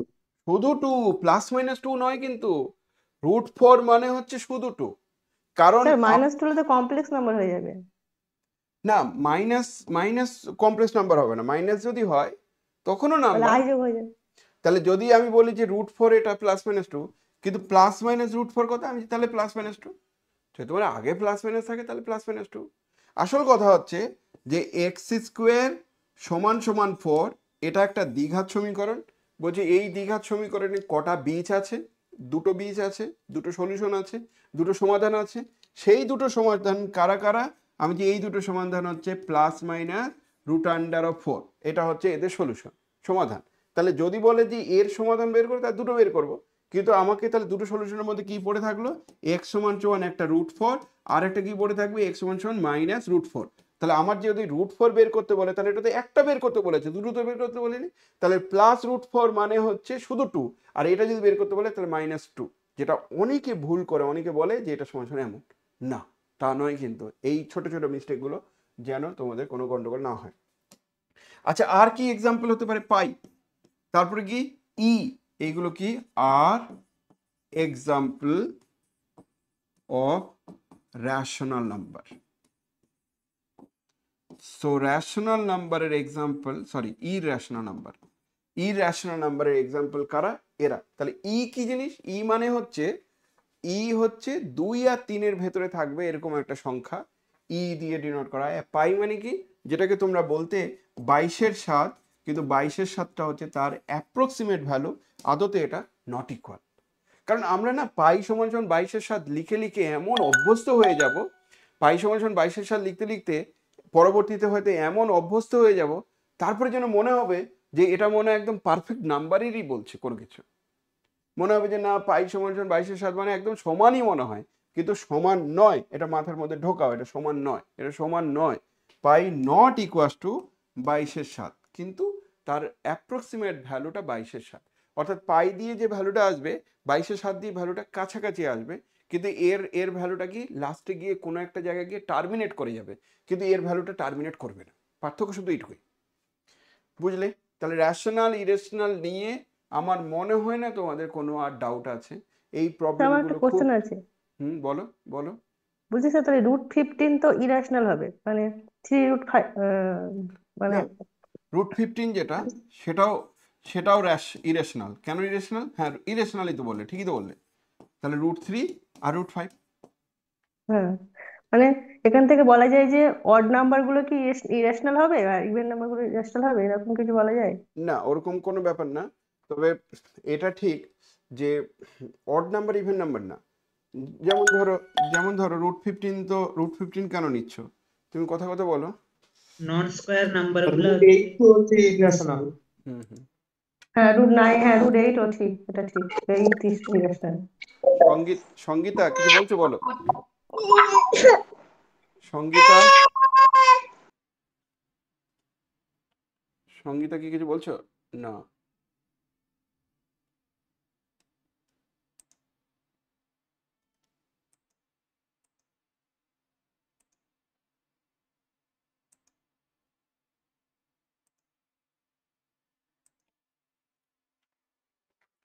ওকে। আর জুমে যখন জয়েন করবে তখন তুমি কথা বলতে পারবে, আর অ্যাপে জয়েন করলেও কথা বলতে পারবে, কিন্তু সেখানে একটা নয়েস আসছে, মানে আগে হাত তুলতে হবে, তারপরে কথা বলতে হবে, অনেক ঝামেলা আছে। তো যারা মনে করছো যে একটু সামনাসামনি কথা বলবে, তারা জুমে জয়েন করে নেবে, ডাইরেক্ট জুমে জয়েন করে সেখান থেকে তোমাদের কথাগুলো বলতে পারো। কারণ সত্যি কথা বলতে কোনো একটা ক্লাস ডাউট ক্লিয়ার করতে করতেই প্রাণবন্ধ হবে। তোমরা যদি কোনো কথা না বলো, তোমরা যদি কোনো রেসপন্স না করো, তাহলে ক্লাসটা খুব একটা ভালো হবে না, মেড়মেড়ে টাইপের মনে হবে, ক্লাসই মনে হবে না। তো ক্লাস করতে গেলে একটু ভালো করেই ক্লাস করা উচিত। যেমন আমি এসএসসি পরীক্ষাতে, যারা আমার ক্লাস করেছো তারা জানো যে এসএসসিতে দীর্ঘদিন ধরে ক্লাস করা হয়েছে তো এইভাবে জুমে। আমি ইউটিউবে ক্লাস করছি, প্রচুর জন জয়েন করছো, লাভের লাভ কিছু হয় না। কারণ এই যে আটকে রাখতে পেরেছি, যতজন জয়েন করেছিলে প্রথম থেকে, অতজনে যে আছো, তো সেটার কারণ হচ্ছে জুমে ক্লাস হচ্ছে সেই জন্য। বুঝতে? জুমে ক্লাস না হলে আটকে রাখা যায় না। কারণ এখন তো সত্যি কথা বলতে যে এই বাজারেও যে পড়াশোনা করছে ছেলেপেলেগুলো, এত মোবাইল, এত অবস্ট্রাকেলের পরেও যে পড়াশোনা করছে, তো সেটা তো বিশাল ব্যাপার। পরের জেনারেশনটা আর কেউ পড়াশোনা করবে না, বুঝতেই পারছো। আচ্ছা, যেটা বলছিলাম যে ধরো আমি একটা জোড় সংখ্যায় নিলাম, 20 নিলাম, তাহলে জোড় সংখ্যা নিয়ে তার যদি রুট করো, তবু এটা অমূলত সংখ্যা। কেন? কারণ এই জোড় সংখ্যাকে আমরা লিখতে পারি যে 4 × 5, তারপর 4টা বাইরে বেরিয়ে এসে 2, তাহলে 2√5। তাহলে এটাও কিন্তু মূলত সংখ্যা, অমূলত সংখ্যাই হলো, ইরেশনাল নাম্বারই হলো। তাহলে এখানে জোড় থাকলে এরকম কোনো কথা নয়। এবার কোনগুলো তাহলে মূলত সংখ্যা হবে? যেগুলো পারফেক্ট স্কোয়ার, মানে √9, √16, √25, এগুলো আদতে বেকার বেকার রুট দিয়েছে, এটা রুট হয় না আসলে। কারণ এর মান তো হবে 3, এর মান হবে 4, এর মান হবে 5, তাহলে এরা কেন আর হবে? বুঝতে পারছো কতটা? 3, 4, 5 এইগুলো তাহলে আদতে কোনো সংখ্যাই নয়। সেই জন্য √9, √16, √25 এগুলো মূলত সংখ্যা, এগুলো রেশনাল নাম্বার, রুট নিয়েছো। বাট এটা দেখো, এটা আবার ইরেশনালই হচ্ছে। আরও কিছু কিছু কথাবার্তা আছে রেশনাল ইরেশনালের কিছু রেজাল্ট, যে দুটো তুমি মূলত সংখ্যা আমাকে দাও, সেই মূলত সংখ্যার যদি প্লাস করো, গুণ করো, বিয়োগ করো, মাইনাস করো, বা প্রোডাক্ট করো, যা খুশি করো, ভাগ করো, সব কি হবে? মূলত সংখ্যাই হবে। ভাগের ক্ষেত্রে শুধু জিরোটা নেওয়া যাবে না। তাহলে মূলত সংখ্যার যোগ বিয়োগ গুণ সব মূলত সংখ্যায়, কিন্তু অমূলত সংখ্যার যোগ বিয়োগ গুণ কিন্তু অমূলত নাও হতে পারে। মানে অমূলত সংখ্যা নিয়েছো, একটা অমূলত সংখ্যা তুমি ধরে নিয়েছো √5, আর একটা অমূলত সংখ্যা ধরে নিয়েছো √20, দুটোই অমূলত সংখ্যা, কিন্তু এদের গুণ করার পর √5 × √20 মানে এমন হবে, তাহলে √100 আর √100 মানে 10, তাহলে দুটো অমূলত সংখ্যার গুণফল মূলত হয়ে যাচ্ছে, দুটো অমূলত সংখ্যার গুণফল মূলত হয়ে যাচ্ছে। আবার দুটো অমূলত সংখ্যার গুণফল অমূলতও থাকতে পারে, যেমন √3, √5 এদের গুণফল করলে √15, তা √15 অমূলতই হবে। ওই জন্য অমূলত সংখ্যার যোগ বিয়োগ গুণ ভাগ তারা মূলতও হতে পারে, অমূলতও হতে পারে। কিন্তু মূলত সংখ্যার ক্ষেত্রে গল্পটা একটু আলাদা। মূলত সংখ্যার ক্ষেত্রে বলছে তার প্লাস করো, মাইনাস করো, গুণ করো, সবসময় মূলদই থাকবে। এই প্রপার্টিগুলো খুব কাজে লাগে। আর আমাদের যে অঙ্কের কালেকশন ছিল, আমি অনেকগুলো প্যাটার্ন বলবো ভেবেছিলাম, সেই প্যাটার্নগুলো আমি আস্তে আস্তে করে এগোতে চাইছি।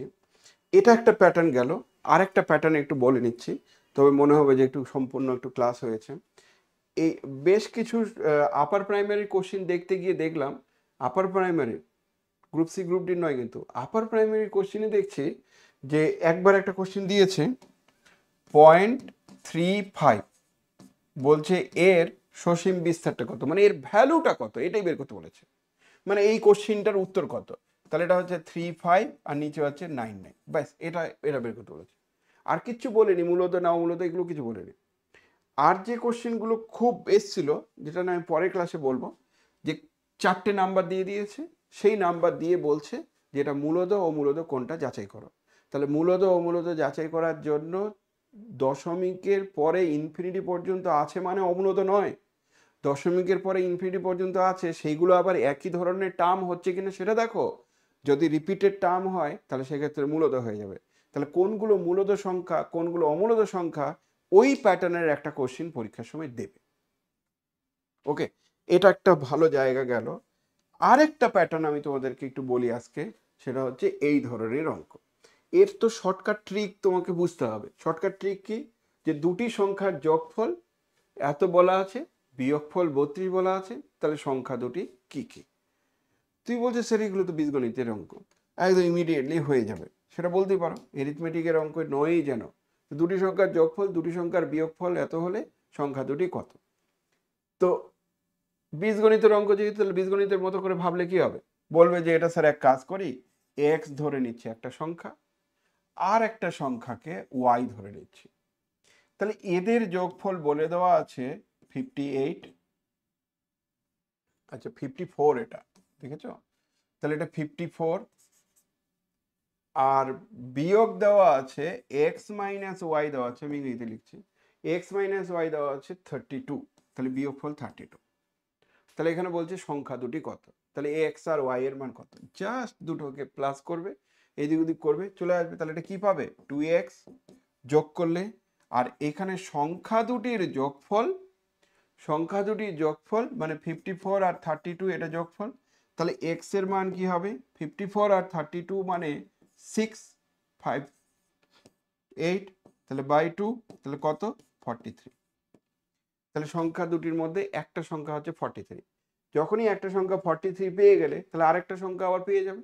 আরেকটা সংখ্যা তুমি কি করে পাবে, আরেকটা সংখ্যা তুমি কি করে পাবে, আরেকটা সংখ্যা হচ্ছে বিয়োগ করলেই পাবে, না হলে এই x এর মানটা এখানে বসিয়ে দেবে। তো x এর মান ওখানে বসিয়ে দিলে 54 মাইনাস x, এটা আরেকটা সংখ্যা, 54 মাইনাস x মানে 54 মাইনাস 43, তাহলে আরেকটা সংখ্যা হয়ে যাচ্ছে 11। তাহলে একটা সংখ্যা হচ্ছে 43, আরেকটা সংখ্যা হচ্ছে 11। তো বীজগণিতের নিয়ম দিয়ে কিন্তু এই ধরনের প্রবলেমগুলো যখন তখন পারা যাবে। যদি আমি বলি যে এরকম গুণফল হলে কি হবে, দুটি সংখ্যার, দেখো দুটি সংখ্যার যোগফল দেওয়া আছে, বিয়োগফল এটা দেওয়া আছে, সংখ্যা দুটির গুণফল কত, তাহলে এক্স আর ওয়াই বের করতে বলছে। এরকম অঙ্ক তোমাদের থাকছে, এগুলো সিজিএল সিএইচএসএল কম্পিটিশনের যে কোনো রেলের পরীক্ষাগুলোতে, সব পরীক্ষাগুলোতে ছোট ছোট প্রবলেম, মানে যেন পাতি প্রবলেম কিছু দিয়ে দিয়েছে। তো এটা কেমন, এটা মানে হচ্ছে এক্স এক্স প্লাস ওয়াই, সংখ্যা দুটি যেটা বলা আছে সেটা লিখলাম। তো বলছে দুটি সংখ্যার যোগফল 16 আর বিয়োগফল হচ্ছে 12, তাহলে এক্স প্লাস ওয়াই কত 16 প্লাস 12, না সরি 16, আর কি বলেছে সংখ্যা দুটির বিয়োগ কত, দুটি সংখ্যা যোগফল 16 বিয়োগ হচ্ছে 12, তাহলে সংখ্যা দুটি কত, সংখ্যা দুটি কত, তো সংখ্যা দুটি কত মানে জাস্ট এই দুটোকে অ্যাড করে দাও, এটা কাটবে, তাহলে 2x সমান সমান 16 প্লাস 12, হিসেব মতো এটা হয়ে যাবে 28, তাহলে x এর মান হবে 14, x এর মান 14, x এর মান 14 হলে y এর মান কি পাবে 16 থেকে 14 বাদ মানে 2, তাহলে একটা সংখ্যা 14 আর একটা সংখ্যা 2। তোমার কি চেয়েছে, বলছে ওই দুটো সংখ্যার গুণফল নির্ণয় করো। তো ওই দুটো সংখ্যার গুণফল নির্ণয় করো মানে 14 ইন্টু 2, তাহলে 28, অ্যান্সার হচ্ছে 28, অ্যান্সার 28। নর্মাল নিয়মে কিছু প্রবলেম করা, নর্মাল নিয়মে। কিন্তু এইগুলো করতে গেলে এবার শর্টকাট যে প্রসেসগুলো বা ফর্মুলাগুলো আছে সেই ফর্মুলাগুলো আমি দেখতে চাইছি। এটা তোমরা নিজে নিজে করবে। এই ফর্মুলা একটা আছে, সুন্দর একটা ফর্মুলা আছে, যে ফর্মুলাটা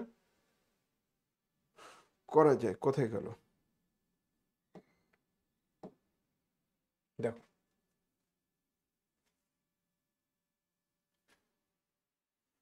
বলছে দুটি সংখ্যার, এটা কি বলছে দেখো, দুটি সংখ্যার যোগফল আর বিয়োগফল জানা থাকলে, দুটি সংখ্যার যোগফল আর বিয়োগফল যদি জানা থাকে, তাহলে বৃহত্তম সংখ্যা হবে যোগফল প্লাস বিয়োগফল বাই 2। এটা বৃহত্তম সংখ্যা বের করার ফর্মুলা। ক্ষুদ্রতম সংখ্যা কি হবে, বলছে যোগফল থেকে বিয়োগফল মাইনাস করে 2 দিয়ে ভাগ। এটা কি করে পাওয়া গেল? আমি যেটা, এটা একদম নর্মাল নিয়ম রে বাবা। এই যে সূত্রটা, যেটা সূত্রের মতো করে বলছো, সেটা তো আর কিছুই না, দুটি সংখ্যার মধ্যে একটা সংখ্যা এক্স আর একটা সংখ্যা ওয়াই। তাহলে এই দুটো সংখ্যার মধ্যে কেউ বড় কেউ ছোট তো হবেই, কারণ দুটো সংখ্যার মধ্যে কে বড় কে ছোট বলা যাবে। তাহলে ধরো এক্সটা বড়, তাহলে এক্স এর মান কি করে পাবে? আমি যে সংখ্যা দুটির যোগফল কত বলা আছে, এক্স প্লাস ওয়াই এর মান বলে দেওয়া আছে, এক্স প্লাস ওয়াই এর মান বলা আছে, ধরো ওদের যোগফল কিছু একটা সংখ্যা, আর এক্স মাইনাস ওয়াই হচ্ছে ওদের বিয়োগফল। তাহলে এক্স এর মান কি হবে? তাহলে এক্স এর মান হবে দুটো যোগ করে দেওয়ার পর যোগফল প্লাস বিয়োগফল বাই 2, তাহলে এটা এক্স এর মান। আর ওয়াই এর মান কি হবে? যোগফল মাইনাস বিয়োগফল বাই 2।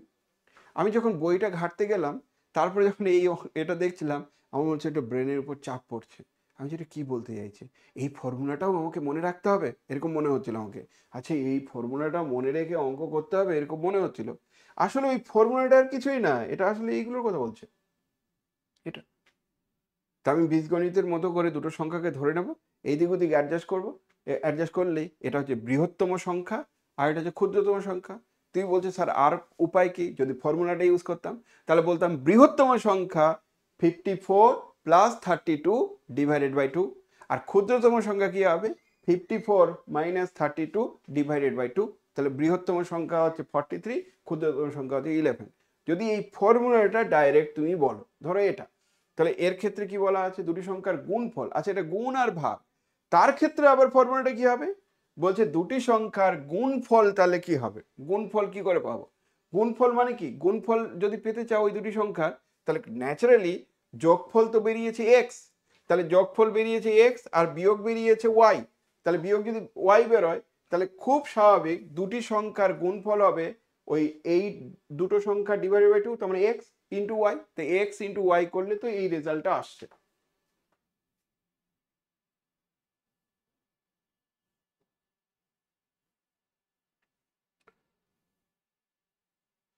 এটা কি হলো রে বাবা? ওয়েট, যা যা যা, কেটেই গেল। আচ্ছা, তো দুটি সংখ্যার গুণফল আর গুণফল যদি আমার 64 হয় আর ভাগফল যদি 4 হয়, তাহলে বলছে সংখ্যা দুটি কত? তাহলে তুমি নর্মাল নিয়মে কি করে করবে? সংখ্যা দুটি এক্স আর ওয়াই, তাহলে ওদের গুণফলটা বলে দেওয়া আছে 64, আর ভাগফল কি বলা আছে? এক্স বাই ওয়াই কত বলা আছে? এক্স বাই ওয়াই বলে দেওয়া আছে 4। তাহলে সংখ্যা দুটি কত? তাহলে এখান থেকে এক্স আর ওয়াই এর মান বের করতে হবে। তো এখান থেকে এক্স আর ওয়াই এর মান বের করা আহামরি কঠিন কিছু নয়। তাহলে এক্স এর মান আমরা কত পাবো? 4 ইন্টু ওয়াই। এই মানটা এখানে বসিয়ে দেব, দিলে কি পাবে?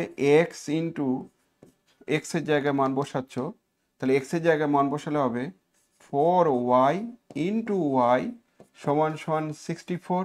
তাহলে ওয়াই এর স্কোয়ার কি হবে? 64/4। 64/4, তাহলে ওয়াই এর মান কত পাবে? প্লাস মাইনাস দিয়ে লিখতে পারো, কিন্তু যদি তুমি একটা মান যদি নাও তাহলে 64/4। তার মানে ওই যে গুণফল আর ভাগফল তা নিয়ে তার রুট করলে আমার সংখ্যাটি চলে আসবে। আর এই সংখ্যাটি কত আসছে? রুটের ভেতরে 64 দিয়ে ভাগ করলে এখানে হচ্ছে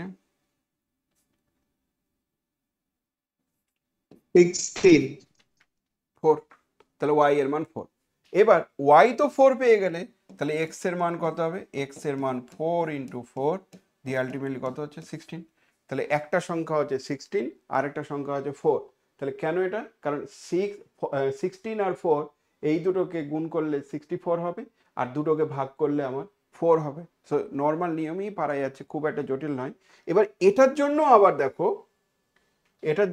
দেখো আমাদের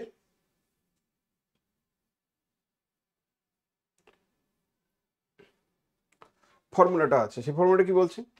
এটার ফর্মুলা বলছে যে দুটি সংখ্যার গুণফল আর ভাগফল জানা থাকলে, বলছে বড় সংখ্যাটা হবে রুটের ভেতরে গুণফল ইন্টু ভাগফল, আর ছোট সংখ্যাটা হবে রুটের ভেতরে গুণফল ভাগ ভাগফল। তাহলে মনে করো ডাইরেক্ট আমি ফর্মুলা ইউজ করে অঙ্কটা করতে চাইছি, তাহলে ফর্মুলা ইউজ করে অঙ্কটা করতে চাইলে এমন টাইপের। আর যদি মনে করো না আমি ফর্মুলা আর কোথায় মনে রাখবো, ফর্মুলা মনে রাখার টাইম নেই, তাহলে সেক্ষেত্রে ফর্মুলার মনে রাখার যদি টাইম না থাকে, তাহলে সেক্ষেত্রে তুমি এই নিয়ম দিয়েও করতে পারো। আর এটা খারাপ নিয়ম নয়, এটা খারাপ নিয়ম নয়। আর এই নিয়ম দিয়ে করবে কখন? যারা দেখবে কম্পিটিটিভ এক্সামে, বিশেষ করে দীর্ঘদিন ধরে সিজিএল এর জন্য পড়াশোনা করেছে, বা দীর্ঘদিন ধরে রেলের জন্য পড়াশোনা করছে, ব্যাংকিং সেক্টরের জন্য পড়াশোনা করছে, বা ধরো যে কোনো কম্পিটিটিভ এক্সামের জন্য, মিসলিনিয়াস এক্সামগুলোর জন্য, বিসিএস এর জন্য পড়াশোনা করছে, তারা দেখবে এগুলো গুলে খেয়েছে, এটা মুখস্থ করে নিয়েছে। কারণ তাদের টাইমটা বড় ফ্যাক্টর। আমি ওখানে নিশ্চয়ই লিখতে যাব না যে ধরি একটি সংখ্যা এক্স আর একটি সংখ্যা ওয়াই শর্তানুসারে, যেটা তোমরা বলে না রিজনিংয়ে আমরা কি হয় লিখে লিখে যদি করার অপশন থাকতো তাহলে এগুলো লিখতে হতো। যেমন আজ থেকে 2012 সালের আগে যে এসএসসি পরীক্ষাগুলো ছিল সেখানে রিটিন এক্সাম হতো, মানে ওখানে লিখতে হতো। তার রিটিন এক্সামের ক্ষেত্রে ছেলেপেলেগুলো লিখতে জানতো, অর্থাৎ তার রাইটিং স্কিল আছে। কিন্তু রিটিং এক্সাম যেই তুলে দিল, ওএমআর সিটে যখন এক্সাম হতে শুরু করলো, তখন তার রাইটিং স্কিলটা জিরো। রাইটিং স্কিল কিছু নেই, স্যার অঙ্ক পেরে যাব, আমি রাফ করে দেবো, কিন্তু আমাকে লিখতে বলুন, আমি লিখতে পারবো না। তাতে কি হয় জানো তো? তাতে আরেকটা সমস্যা হয়। তাদেরকে যদি বলা হয় যে একটা তুমি অ্যাপ্লিকেশন লেখো, একটা লেটার লেখো, বা একটু ব্যাংকে একটু লেটার লিখতে হবে, বা একটা পুরো থানাতে একটা লেটার লিখতে হবে, আর লিখতে পারবে না, কারণ তার রাইটিং স্কিলটা জিরো হয়ে গেছে।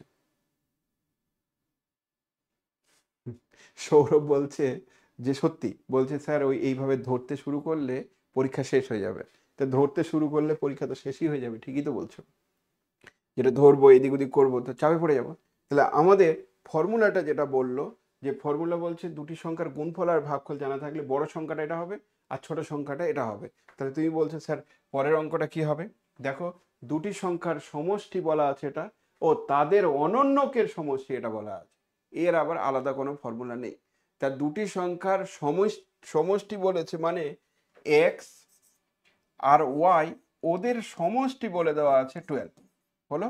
আর অনন্যক মানে কি? তার বিপরীত, তার মানে 1/x প্লাস 1/y এটা বলে দেওয়া আছে 12/35। বলছে তাহলে সংখ্যা দুটি কি হবে? কন্ডিশনটা এটা, ওই ধরার দরকার নেই, তুমি সংখ্যা দুটি ধরে নাও, একটা এক্স এটা ওয়াই, তা তার জন্য এই ঘটনাটি। তাহলে নিচের ইকুয়েশনটা আবার হবে এক্স প্লাস ওয়াই, লসাগু করলে নিচে এক্স ওয়াই, তাহলে তাদের মান হচ্ছে 12/35। তাহলে সেই যুক্তিতে আমরা কি পেলাম? এক্স ওয়াই এর মানটা পেয়ে যাব, এক্স ওয়াই সেটা পেয়ে যাব এক্স প্লাস ওয়াই এর মান 12। তাহলে শুধু এখানে কত পাবো? এক্স ওয়াই এর মান পাবো 35। কেন 35 পাবো? কারণ এখানে 12 বসো, 12 কেটে যাবে, তাহলে 35। তাহলে কি পেলে? এক্স প্লাস ওয়াই এর মান হচ্ছে 12 আর এক্স ওয়াই এর মান 35। তাহলে এই দুটো থেকে আমরা এক্স এর মান আর ওয়াই এর মান বের করব। বলো তো রে বাবা, এবার এক্স এর মান আর ওয়াই এর মান বের করবো কি করে? দুটি সংখ্যার যোগফল জানা আছে, দুটি সংখ্যার গুণফল জানা আছে, তার সংখ্যাটা বের করার নিয়ম কি? দুটি সংখ্যার বর্গের পার্থক্য, আচ্ছা এটাও একটা ফর্মুলার মতো করে মনে রাখতে হবে। দুটি সংখ্যার বর্গের পার্থক্য হচ্ছে যোগফল ইন্টু বিয়োগফল, আর দুটি সংখ্যার গুণফল ও ভাগফল জানা থাকলে তাদের এই সংখ্যাটা এমন। আরেকটা ফর্মুলা ছিল, সেটা আমার লেখা হয়নি এখানে, যাই হোক এরপরে চলে আসো। এক্স আর ওয়াই যখন পেয়ে যাচ্ছ, শর্টকাট মেথড হচ্ছে কি, এখানে আমার একটা মাইনাস দিয়ে সংখ্যা বের করতে হয়, না হলে পারবে না। তাহলে এক্স আর ওয়াই, তাহলে এটা কত হবে? এক্স মাইনাস ওয়াই দরকার। এক্স মাইনাস ওয়াই একটা ফর্মুলা আছে, জানো নিশ্চয়, এটা স্কোয়ার। তাদের মানটা কি? এক্স প্লাস ওয়াই তার whole square minus 4 times of X Y, এটা হচ্ছে তার ফর্মুলা। তাহলে X minus Y, X plus Y মানে 12, তাহলে 12 এর স্কোয়ার মাইনাস 4 ইন্টু 35, 12 এর স্কোয়ার মানে 144, আর 4 ইন্টু 35 মানে 3 5 15 আর 3 4 12, তার মানে 9। তাহলে কি বুঝলি রে বাবা, এক্স মাইনাস ওয়াই এর মান হচ্ছে তাহলে 3, শুধু ধনাত্মক সাইন যদি দাও তাহলে এক্স প্লাস ওয়াই এর মান 12 আর এক্স মাইনাস ওয়াই এর মান 3, তাহলে এক্স প্লাস ওয়াই এর মান 12, এক্স মাইনাস ওয়াই এর মান হচ্ছে স্যার 3। 140 হবে, 135 নয়। এটা 140 হচ্ছে, ওহো 3 5 15, কি করলাম এটা, সরি 3 3 4 3 4 12, 12 আর ওইদিকে হচ্ছে 2, 40, 40 মানে 2, সরি তাহলে 2, তাহলে এখানে 2 মানে এটা 2, এবার 2 পেলে এবার আমরা দুটো সংখ্যার যোগফল জেনে গেছি, দুটো সংখ্যার বিয়োগফল জেনে গেছি, তাহলে সংখ্যা দুটি কি হবে, স্যার 2 নয় 4 স্যার। এটা 4, 4 মানে আলটিমেটলি 2, ঠিক, তাহলে 4 মানে আলটিমেটলি 2। তাহলে এবার কি পাচ্ছ, এদের যোগফল এদের বিয়োগফল, তাহলে একটা সংখ্যা x সেটা কিছুই না ওই দুটো সংখ্যার যোগফল ডিভাইডেড বাই 2, তাহলে 12 প্লাস 2 বাই 2 তার মানে 7। আর একটা কি হবে, ওই দুটো সংখ্যার বিয়োগফল ডিভাইডেড বাই 2, তাহলে 12 মাইনাস 2 বাই 2 মানে 5, তাহলে একটা সংখ্যা হচ্ছে 7 আর একটা সংখ্যা হচ্ছে 5। এবার ক্রস চেক করে নেবে যে অ্যান্সার ঠিক আছে কিনা, 7 প্লাস 5 সত্যি 12, তাহলে অ্যান্সার ঠিক আছে, তাহলে 7 প্লাস 5 হচ্ছে 12, তারপর পেয়ে যাবে।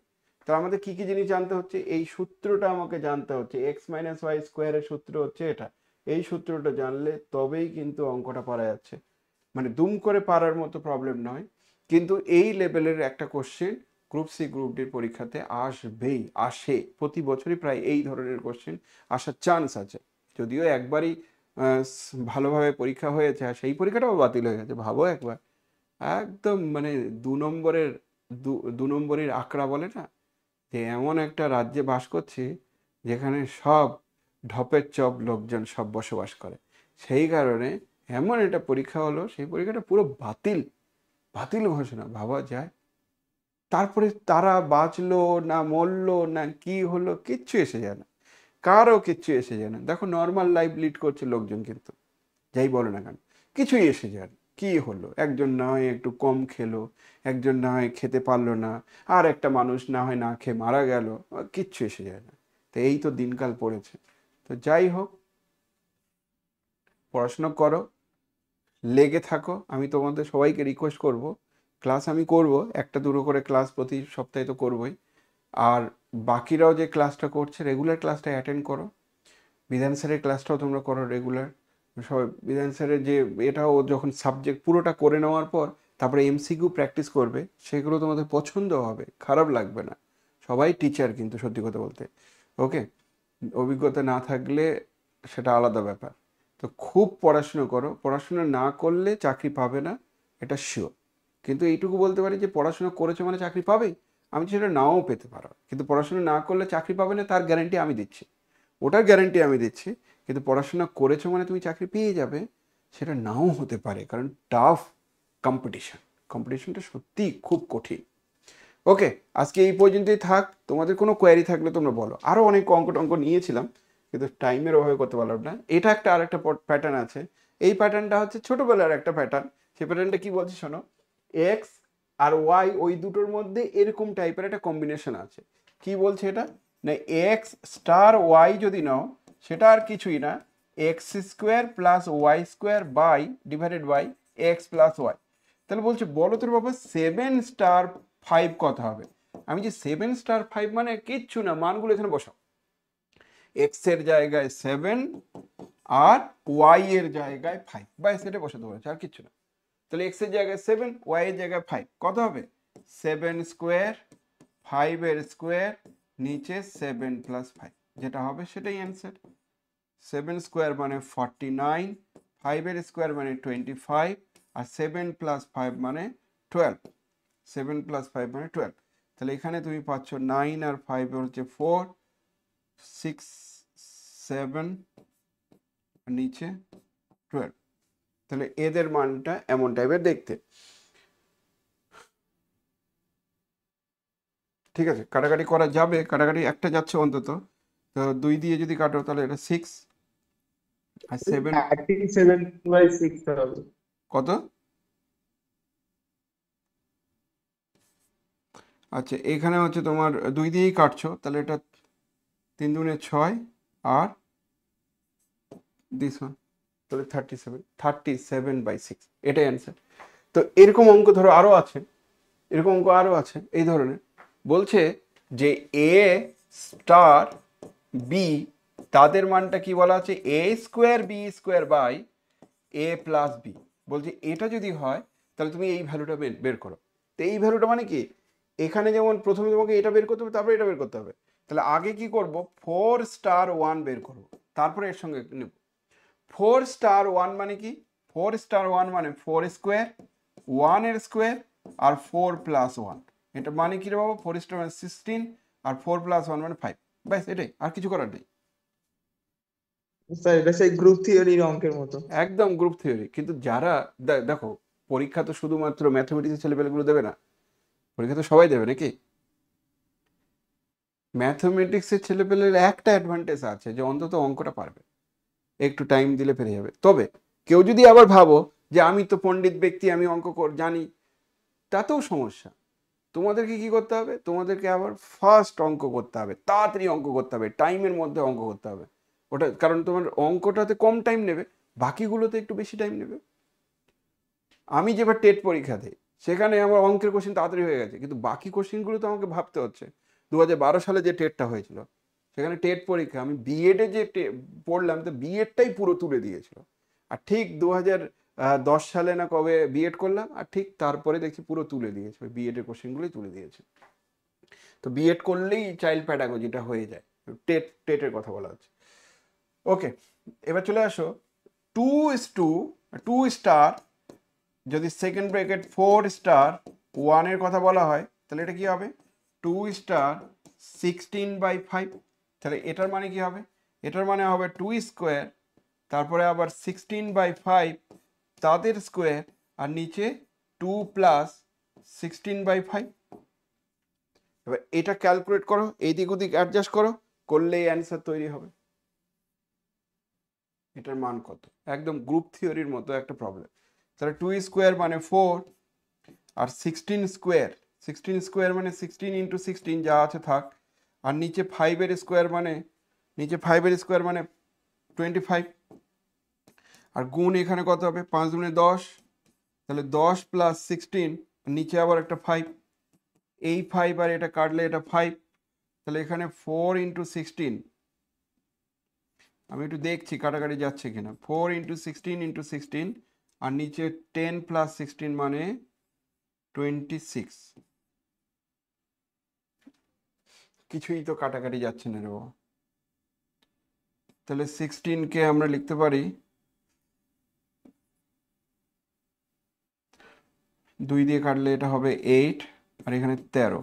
তাহলে অ্যান্সারের নিচে 13 আর 4 32 গুণ 16, 32 গুণ 16 করলে যেটা হয় সেটা অ্যান্সার। ওকে, 32 গুণ 16 করলে কত আসছে কে বলবে? এই ছোট ছোট ক্যালকুলেশন গুলো করতে ইচ্ছে করে না।